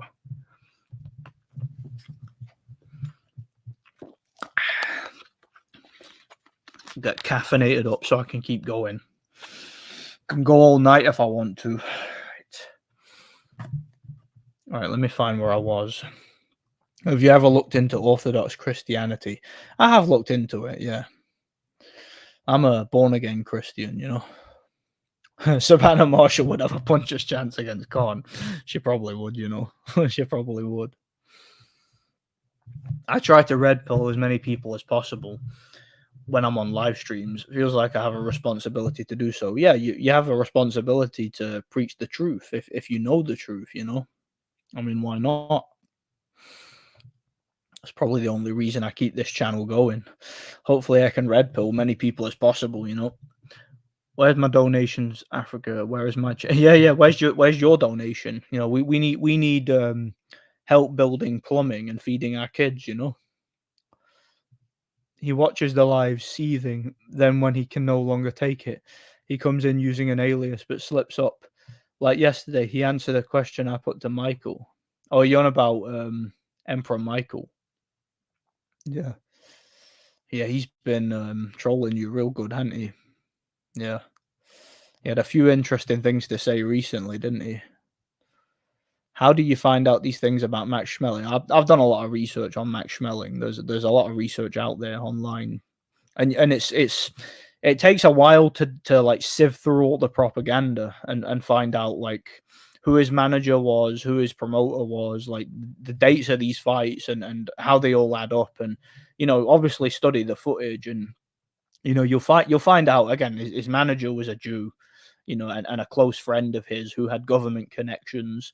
Him and Joe Lewis had a very, very close friendship for many years after their first fight. Also, if you look at the situation Max Schmeling found himself in when he retired, supposedly he was drafted into the army by the Germans, which I don't believe. I don't think that ever happened. But when he retired from boxing, he was approached by a representative of Coca-Cola who basically gave him control over Coca-Cola in Europe. He was basically their manager essentially, and he because you know how after World War II, Coca-Cola basically expanded all across Germany and all across Europe. It became like a much bigger thing because it was an American thing that became big in Europe. And Max Schmeling was the guy that they used to promote it. He was like the head of Coca-Cola in Germany and in Europe. He was set up by the American government to be that, and he became a multimillionaire because of it. He became very, very well off. He lived till he was nearly 100 years old. Whereas Joe Lewis apparently became broke. Max Schmeling actually made a lot of money. Charities in many occasions are scams, money laundering scheme. Yeah, charities are the biggest scams out there, and they're one of the easiest scams to get away with, if you know what I mean. No one, like, people give money to charities, but they never ask questions as to where the money's going and what it's doing. Or very rarely do they anyway. You can search up and read the history. There were an entire religious group in Netherlands in the 16th century and migrated to the Russian Empire. Yeah. Yeah, Orthodox Christians. In a world filled with lies and deception, highlighting the truth is a very noble act. Yep, absolutely. It's a great quote. It's a great quote. Africa is the most resource rich continent. It is, yeah, especially with like diamonds and gold. But again, their biggest export was always slavery. The Jugger Bomb should rematch Dubois in Saudi for a big payday. Hey, listen, I think he'd still beat Dubois. I think Joyce would still win, even in the rematch, even now. I just think he's got his number. He first fight, he just controlled him with the jab all night. I think in the rematch, he could apply more pressure and maybe stop him even sooner. The human body is the most advanced machine on the planet, figuratively speaking, but they try to tell you it has no creator and came from nothing. Yeah. Like, it takes an intelligent human being to put together a light bulb, but the sun has no creator. It was just a magical explosion that came out of nowhere. Creation came out of nowhere. Just in the beginning, there was nothing. And then all of a sudden, a magic explosion appeared for no reason, and it created the entire universe. You're an idiot if you believe in God, though, according to these people. But yeah, listen. The older I get, the less I can be bothered with atheists and their absolute retardation. I got no respect for these people. Nothing. I see them as just reprobates. They're absolute scum, as far as I'm concerned. They magically made the jab within a few months, but with all the funding they get from cancer, still can't make any steps closer to curing it. Really makes you think, yeah, it does, doesn't it? It's almost, I mean, call me a cynic, but it's almost as if they don't want to cure cancer. You know, it's a sneaking. I got a sneaking suspicion that the pharmaceutical, medical, industrial complex profiteers from it. You know, all the money they get off donations and charity. You know, Kambomsus now has a Russian trainer going into his fight with Loma. Yeah, well, maybe that will give him a chance. I don't know. I doubt it. We come from muddy water, which then turned into bacteria, which then turned into fish, which then somehow came onto land, which then turned into monkeys. Yeah, we were bacteria, right? And then we turned into amphibians. Then we turned into reptiles that lay eggs. Then we turned into into mammals that have babies. Yeah, this just happened because reasons, you know. Monkey, fish, frogs, you know. In the beginning, we were all fish swimming around in the water. And this one was different, and he turned into a monkey fish frog. Like, what is your favorite year in boxing since you became a fan of it? That's easy, by the way. And what years are you very nostalgic for but dislike over? My favorite year of all time in boxing was 2011. 2011 was a banging year. I loved that year. All my least favorite fighters lost that year, and like all my favorite fighters won, basically. So I loved that year. The year I probably hated the most, I'd say, was one year I really didn't like at all was 2015. I remember that being a bad year. 20 um 2016 was quite bad too. Aside from that, I can't think of any years that I think were really bad. But yeah, I'm really nostalgic about 2011, and that's my favorite year in boxing. The best cure for cancer is fasting and a no sugar diet. Yep. Cut out refined sugars, refined carbs, have a high protein, low carb diet. That's what I'm on now. I was talking about that earlier in the stream. I've lost a good amount of weight doing that and feel great, you know. Yep, the Hillary Clinton Foundation was a money laundering organization. Apparently, us Christians are stupid for not believing rocks in space colliding together created a single cell organism, which then turned into a fish, then into a monkey, then turned into us. Yeah. But without any fossil record to back that up, we're stupid for not believing it, you know? Yeah, oh well, oh well. Hey, Nordic, how's it going, Mateus? Been a while, man. God bless you. Hey, Nordic, what are your opinions about the English? What the English in general? I've got nothing against them. They're my brothers, you know.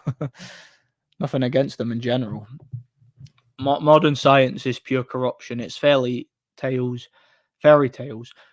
It's fairy tales. They convince people humans came from monkeys and lizards. Yeah, monkey, fish, frogs.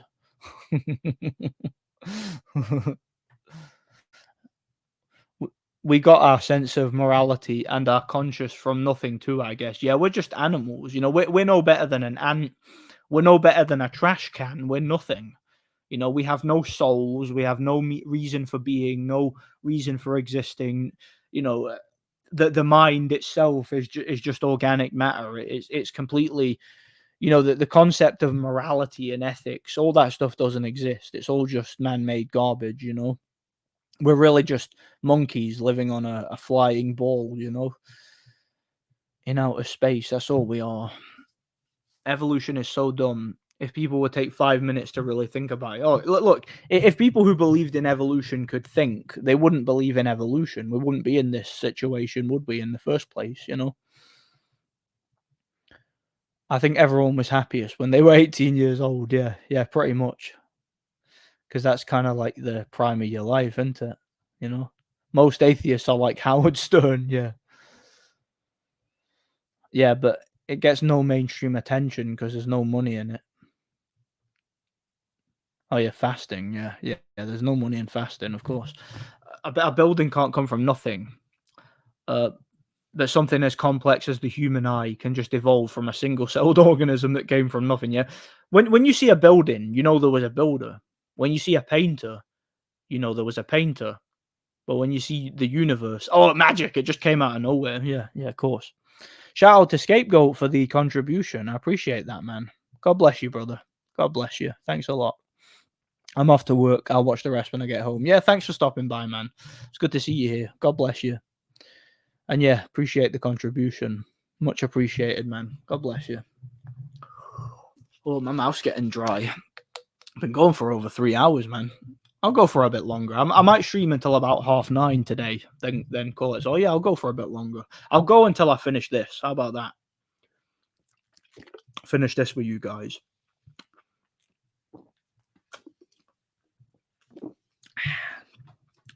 It's weird. When I started this stream, it was light. Now it's dark.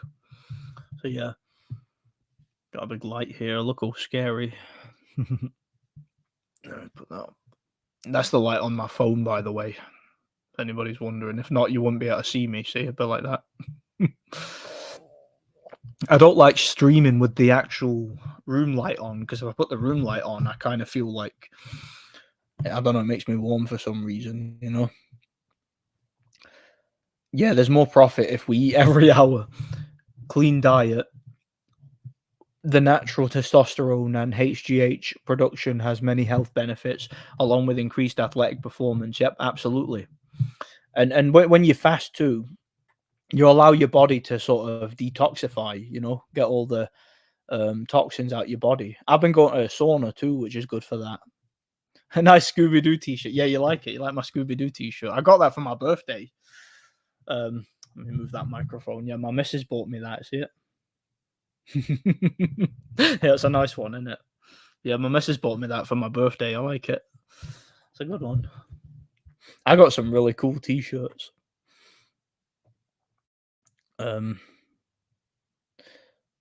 believe fasting is a good thing. I do it often. Yeah, it's great. I love fasting. I think fasting's really, really good. It's good for your mental health as well, I think.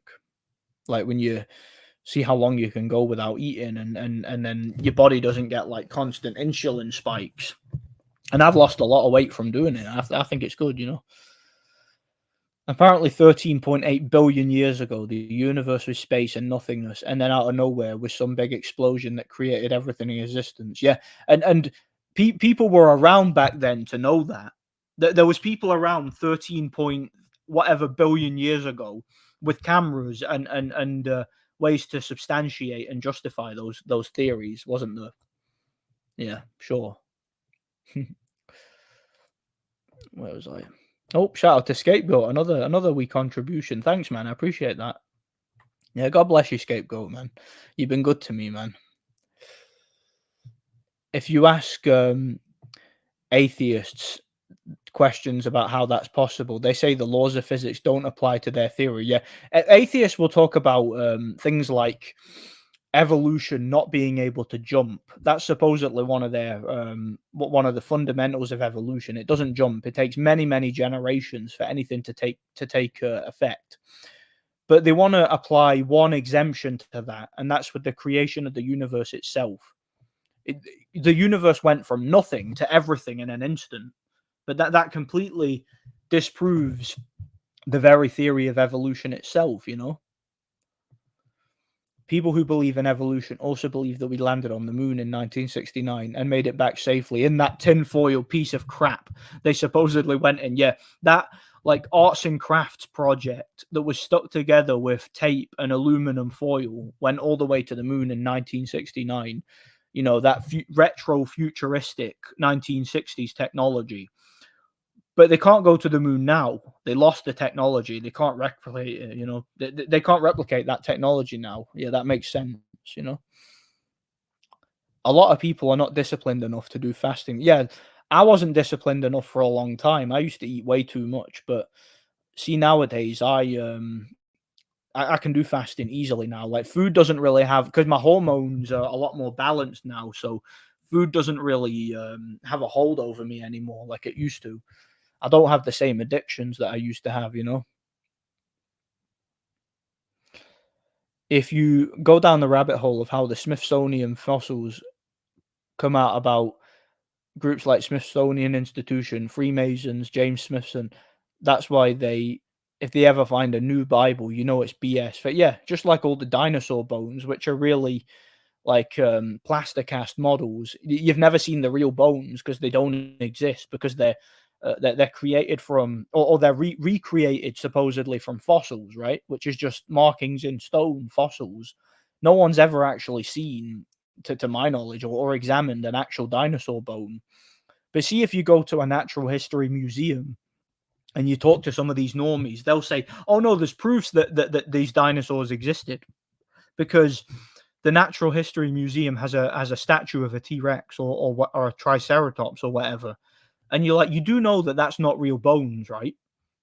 You do know that that's actually a plaster cast model, and the museums will even admit themselves that these models are recreated from supposed fossils, which we've never seen. They don't come from actual. They're not actual dinosaur bones. So, but again, try explaining this stuff to normies. It just goes right over their heads, you know. Creating the universe can only be possible through a higher power, which is why their scientific explanations are so implausible and ridiculous. Exactly. A great work of art doesn't happen by accident. Okay, it doesn't. There has to be a creator.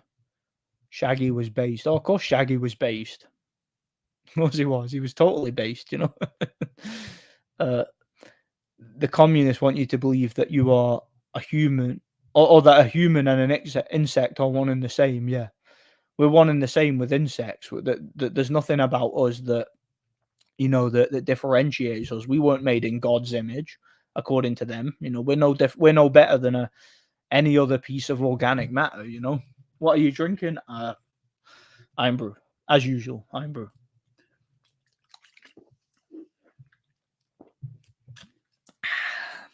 Oh, that's good. That's good. What do you think of the movie The Prince of Egypt? Great movie. I love that movie. I've got it on DVD.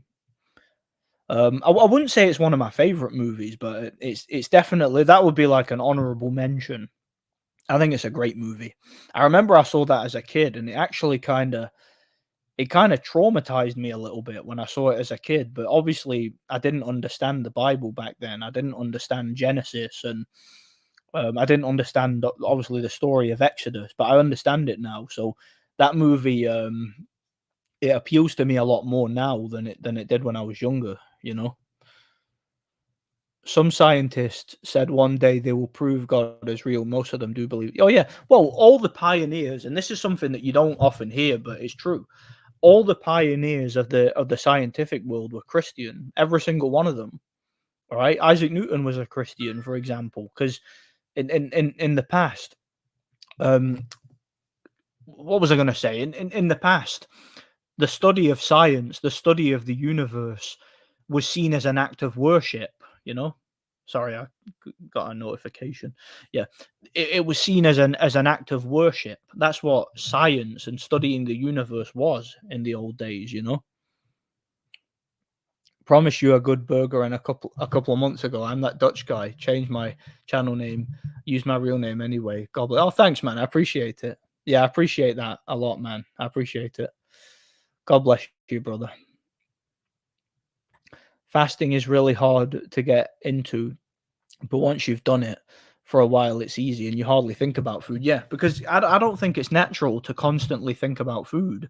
Like, food is just a thing that you do when you're hungry or when your body's craving sustenance. But and when you fast, you realize that you sort of revert back to a natural state. But see, when you're obese, like I was obese for years, right?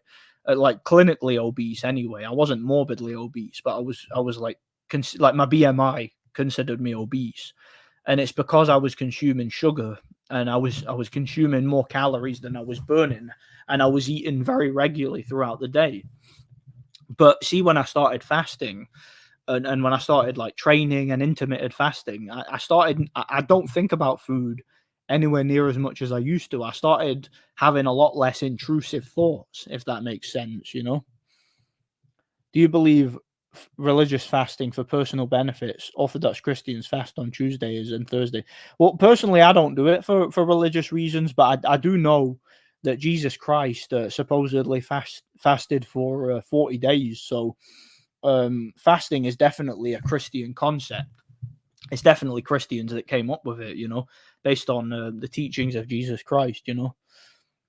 Actually, I have a lot more energy when I'm fasting because that usually after I eat, I get real sluggish and sleepy. Yeah, I mean it depends on what you eat. Like if you eat like unhealthy, like unnatural, man-made food, then you're obviously not going to be as energetic. But if you eat like some sort of like if you eat a small amount of carbs, for example, or if you eat some eggs or like some like pure protein, that's not going to make you tired. That's going to make you feel a lot more energetic. But if you're just eating crap like junk food, that's going to make you feel really, really sluggish and weak and slow.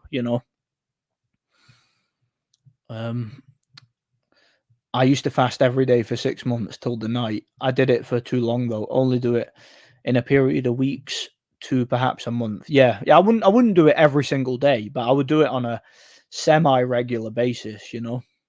May the Lord bless and distress this whole live stream. And chat. Yeah, thanks, man. God bless you, brother. I appreciate it, man. God bless you. The thing that you need to do in stages, starting with maybe 8 hours and increasing it. Yeah, that was my problem. When I started off, I went too heavy with it, like spending nearly the whole day without eating, and I was training. It's better to do it in stages, like you say, like gradually increase the time between meals, if you know what I mean. That's a lot better to do. I even tried a vegan-based diet for 2 months. I felt a lot weaker. I felt my bones could easily break, and my chin felt weaker when I sparred. Not doing it again. Yeah, I could never go vegan because again, I train very hard these days, so I need protein. I feel like if I don't get protein, my body doesn't heal.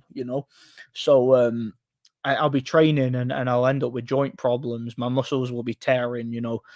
Um, especially if you do weightlifting. See, if you do weightlifting, you have to consume protein. I don't care what anybody says, because when you do weightlifting, you're applying stress to the muscles, and the muscles are breaking down.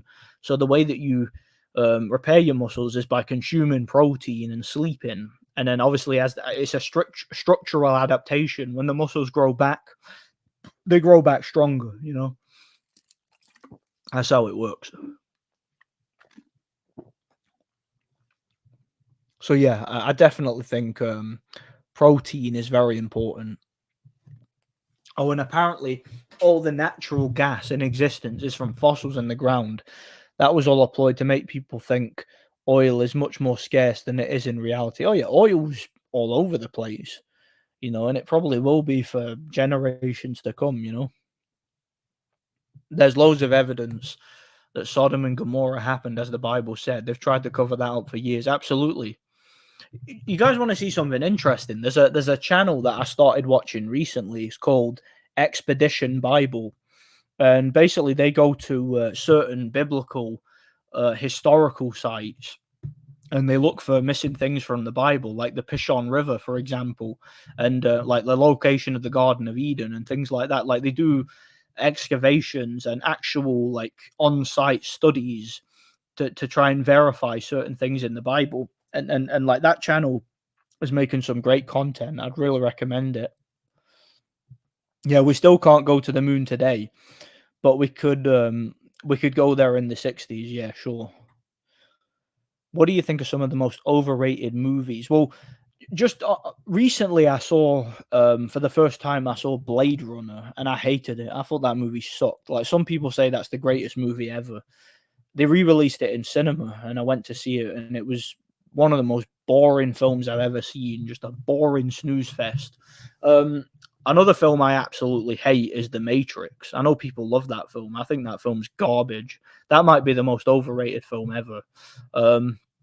Those are two that come to mind. Two that are considered classics that, in my opinion, are just garbage. Science isn't supposed to explain that God exists. It can only describe natural phenomenon. God is supernatural and exists outside of science. If God didn't exist outside of those laws, he wouldn't be God. Exactly. I mean, the creator of the universe is a lot smarter than modern scientists. Of course he is. He's the creator of the universe. What do you expect? The entire modern university system was created by the church. People like to leave that part out and pretend like universities were secular.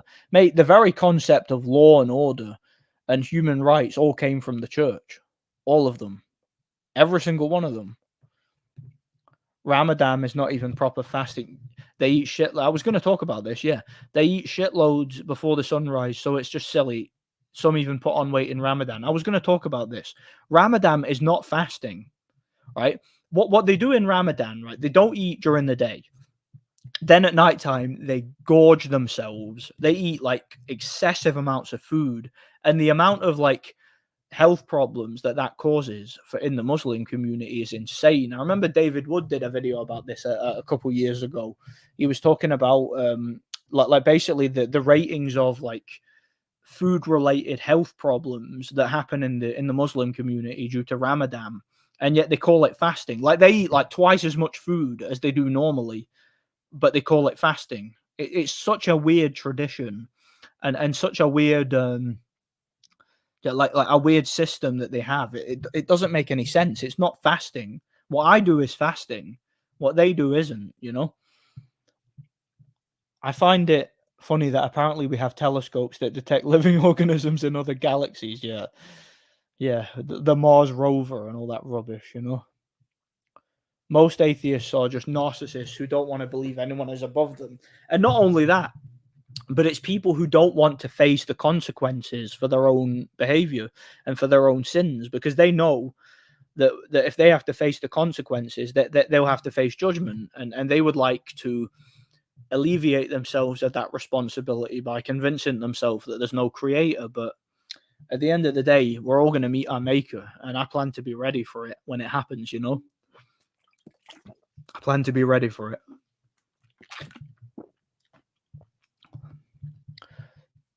A vegan diet is completely unnatural. They need to have injections just to stay alive if they're vegan for a long time. Yeah, they have to take supplements.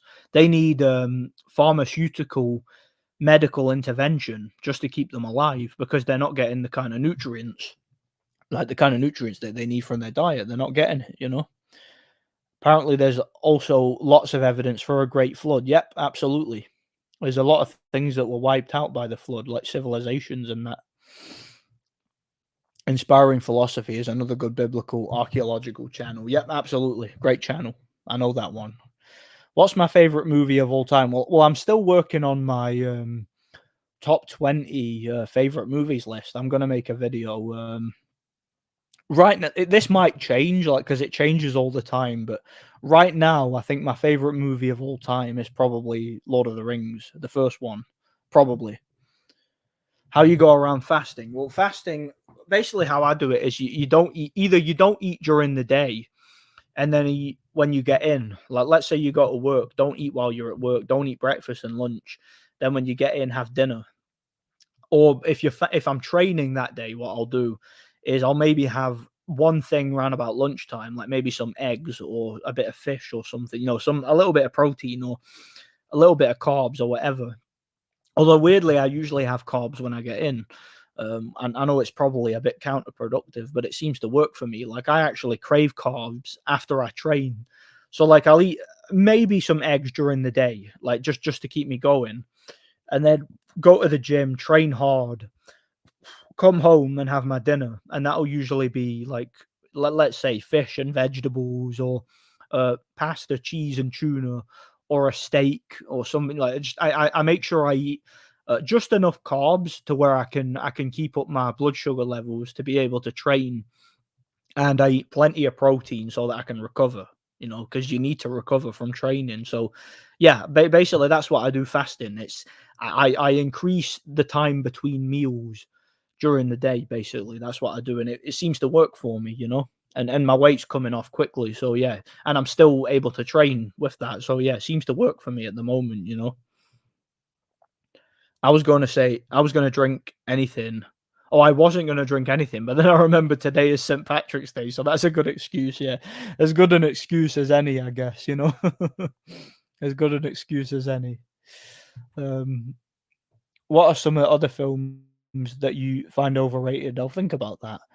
Um, hmm. Those two I mentioned, I think, are very overrated. I think Um, let me. I don't know, man. I'm trying to think. That it's hard when you get put on the spot. You know, there's a lot of films I think are overrated, but those two are just the two that come to mind. You know, I don't know. I need to get back to you on that. You know, let's say Black Panther. That's overrated. You know.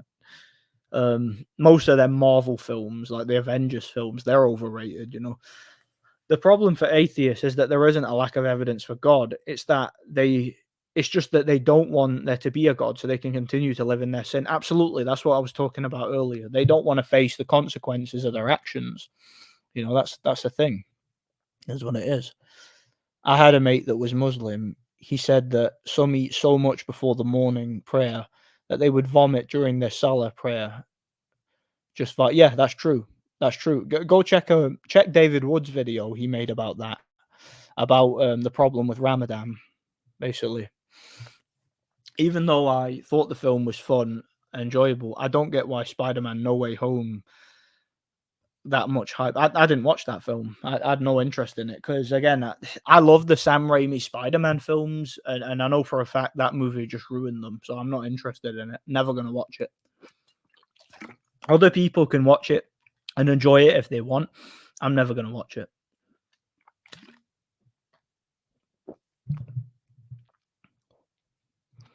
They find evidence and skeletal remains of the giants from the Bible, the Nephilim, but the government always tries to cover it up. Yeah, I've heard about the Smithsonian covering that up and hiding the evidence of biblical giants, for which there is a lot, you know.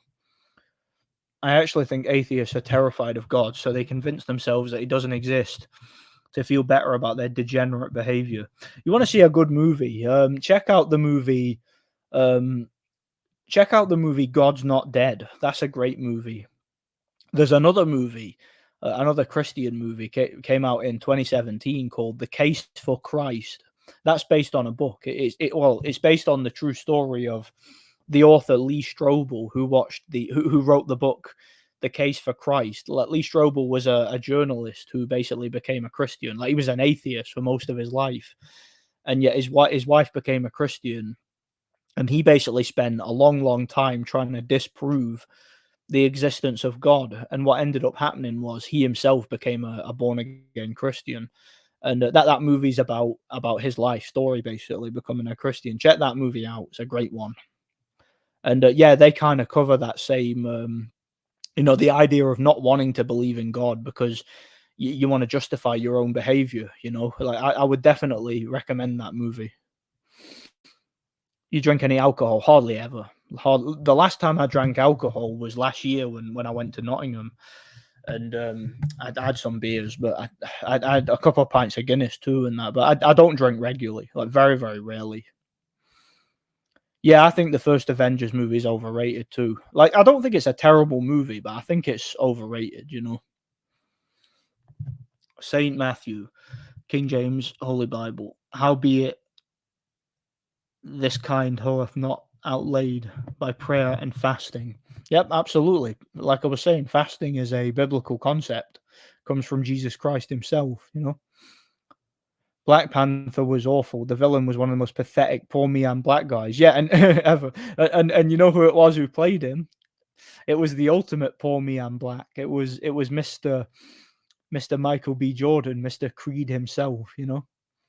Does David Wood support Israel? He does, yeah, he does.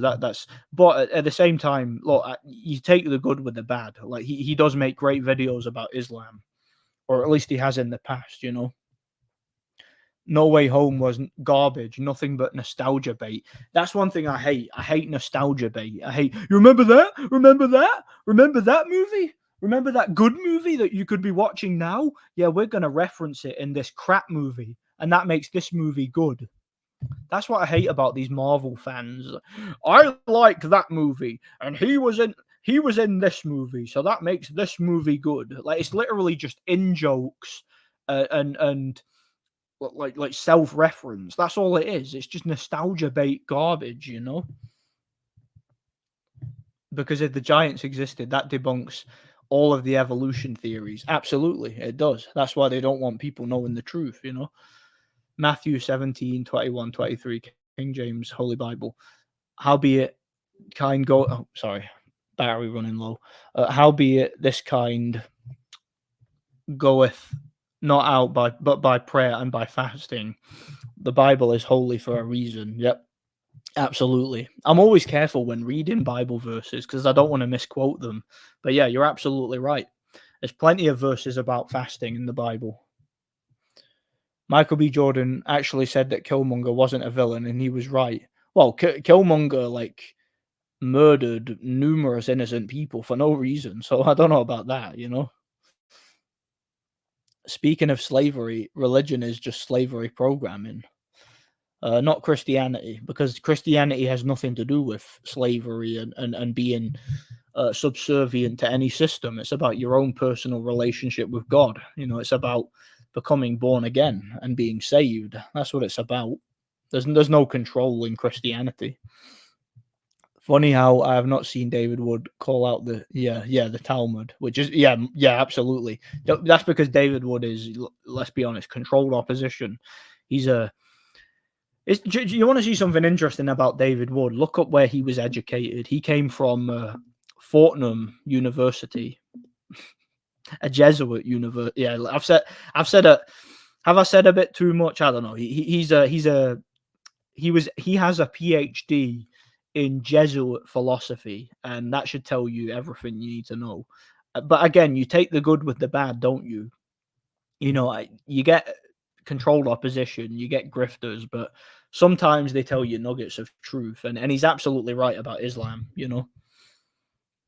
Isaiah 58:6-7, King James Version. Yep. Everybody should get themselves a King James Bible. I've got one myself. And I'll need to start reading it more often. I tell you that. I used to read it every single day.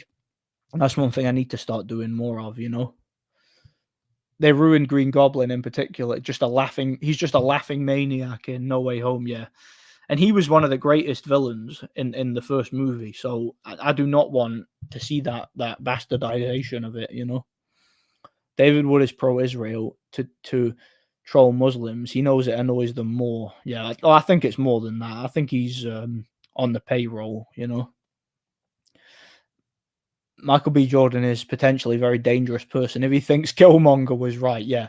I mean, Killmonger literally murdered his own girlfriend for no reason and wanted to start a war with the entire world for literally no reason, David Wood is funny when he exposes Muslims and trolls them. Oh, he's a funny guy. Do you know what? One of the best videos he ever made was the video he made about Muhammad Ali. There was another video he made after his son died. David Wood had a crippled son, and his son died. And see, when his son died, Muslims were like trolling him on Twitter and like posting memes and just being pricks to it. And even atheists were like trolling him and where's your sky daddy now? Where's your God now? And David Wood made like an hour-long video responding to the atheists and the Muslims, and I thought that video was fantastic. See the way that he dealt with his son's death, and he related it to the biblical story of Abraham and Isaac, and the idea of God loving the world so much that he gave his own son. I thought that video was beautiful. And I really appreciated that video that David made there. I thought it was fantastic. I did. Like, if you guys have never seen it, go on David Wood's channel and look up "They Mocked My Son's Death. Here's what they didn't understand." That was the name of the video. I thought that was a fantastic video. It was a great one. Why he exposes Muslim. Yeah, he does, yeah. Every atheist I talk to has no actual understanding of Christianity. Just repeat talking points someone told them. Yeah. What they'll say is, they'll say, if God exists, why does he allow suffering? And I'm just thinking to myself, the arrogance of a question like that. If God exists, why doesn't he do the things I want him to do? Like better. Like better than God. Like your ethical and moral standards are better than the creator of the universe somehow. Why does he allow suffering? Well, why doesn't he? He's the creator of the universe. And again, if you'd actually read the Bible, and actually understand the concept of repentance, the concept of salvation, and the concept of Jesus Christ dying on the cross for our sins, you'd understand why there's suffering. If you understand Genesis and you understand the story of Adam and Eve and the story of Abraham, you understand why there's suffering in the world. This is all explained in Scripture. But these people don't know anything about Scripture because these people don't have they don't have a spiritual connection to God, because these people are reprobates. So they take their own nonsensical moral standards, which don't make any sense, because they don't have a moral standard, because they're atheists, so they couldn't possibly have one, and they apply that to our moral standard, basically telling us that we are wrong for believing in a creator because the creator doesn't abide by their standard, which doesn't exist. How do I even put that into words, how retarded that is? It doesn't make sense. I personally believe the Nephilim are the ones that built the pyramids, and the Egyptian hieroglyphics shows them worshipping large beings. It does, absolutely, yeah. If you look at their statues and everything, they worship large, like, abominations, you know? Yeah, they are. Jesuits are controlled by Jews, yeah. Thought you are a Nordic pagan based on... No, my name has nothing to do with my backstory. Like I'm not even Nordic. That's based on a video game. I used to be a big fan of the Elder Scrolls video game series, and I always played as a Nord warrior. That was my class, so that's where the name Nordic warrior comes from. I'm not actually Nordic. I'm actually Celtic. I'm Scottish, and I'm a Scottish Christian. You've seen that Bob from Speaker's Corner? Yes, that guy's fantastic. Bob from Speaker's Corner. I watch that guy quite a bit now. He stands up to Muslims and he answers any question they have, and he just completely and utterly wrecks their worldview, you know? Muhammad Ali was a nonce, yeah, he probably was. If God real, then why bad thing happen? Yeah, well, you could read the Bible and find out, but oh no, I'm not read the Bible. I'd rather watch Netflix. I'd rather watch Stranger Things. Yeah, that's the intelligence of the people we're talking about. Yeah, if God is real, then he should do everything that I want him to do, because I know better than God. Yeah, they know better than the creator of the universe, don't they? No, I don't watch Time Booth. The easiest kill shot for atheists is asking them what their objective basis for morality, and when they realize they have none, they'll just say, well, just don't do bad things. Yeah, but they can't even put into words or personify what a bad thing is. They can't justify anything they say. They don't believe in God. They don't believe in the very concept of spirituality. Therefore, they couldn't possibly believe in right and wrong, morals and ethics, and any sort of moral standard whatsoever. That literally does show the narcissism of atheists, thinking they know better than God himself. Yeah, exactly. Why would God... You're asking, why would the creator of the universe do something or not do something? That doesn't make any sense. Why don't you do better? It's like that movie, Bruce Almighty.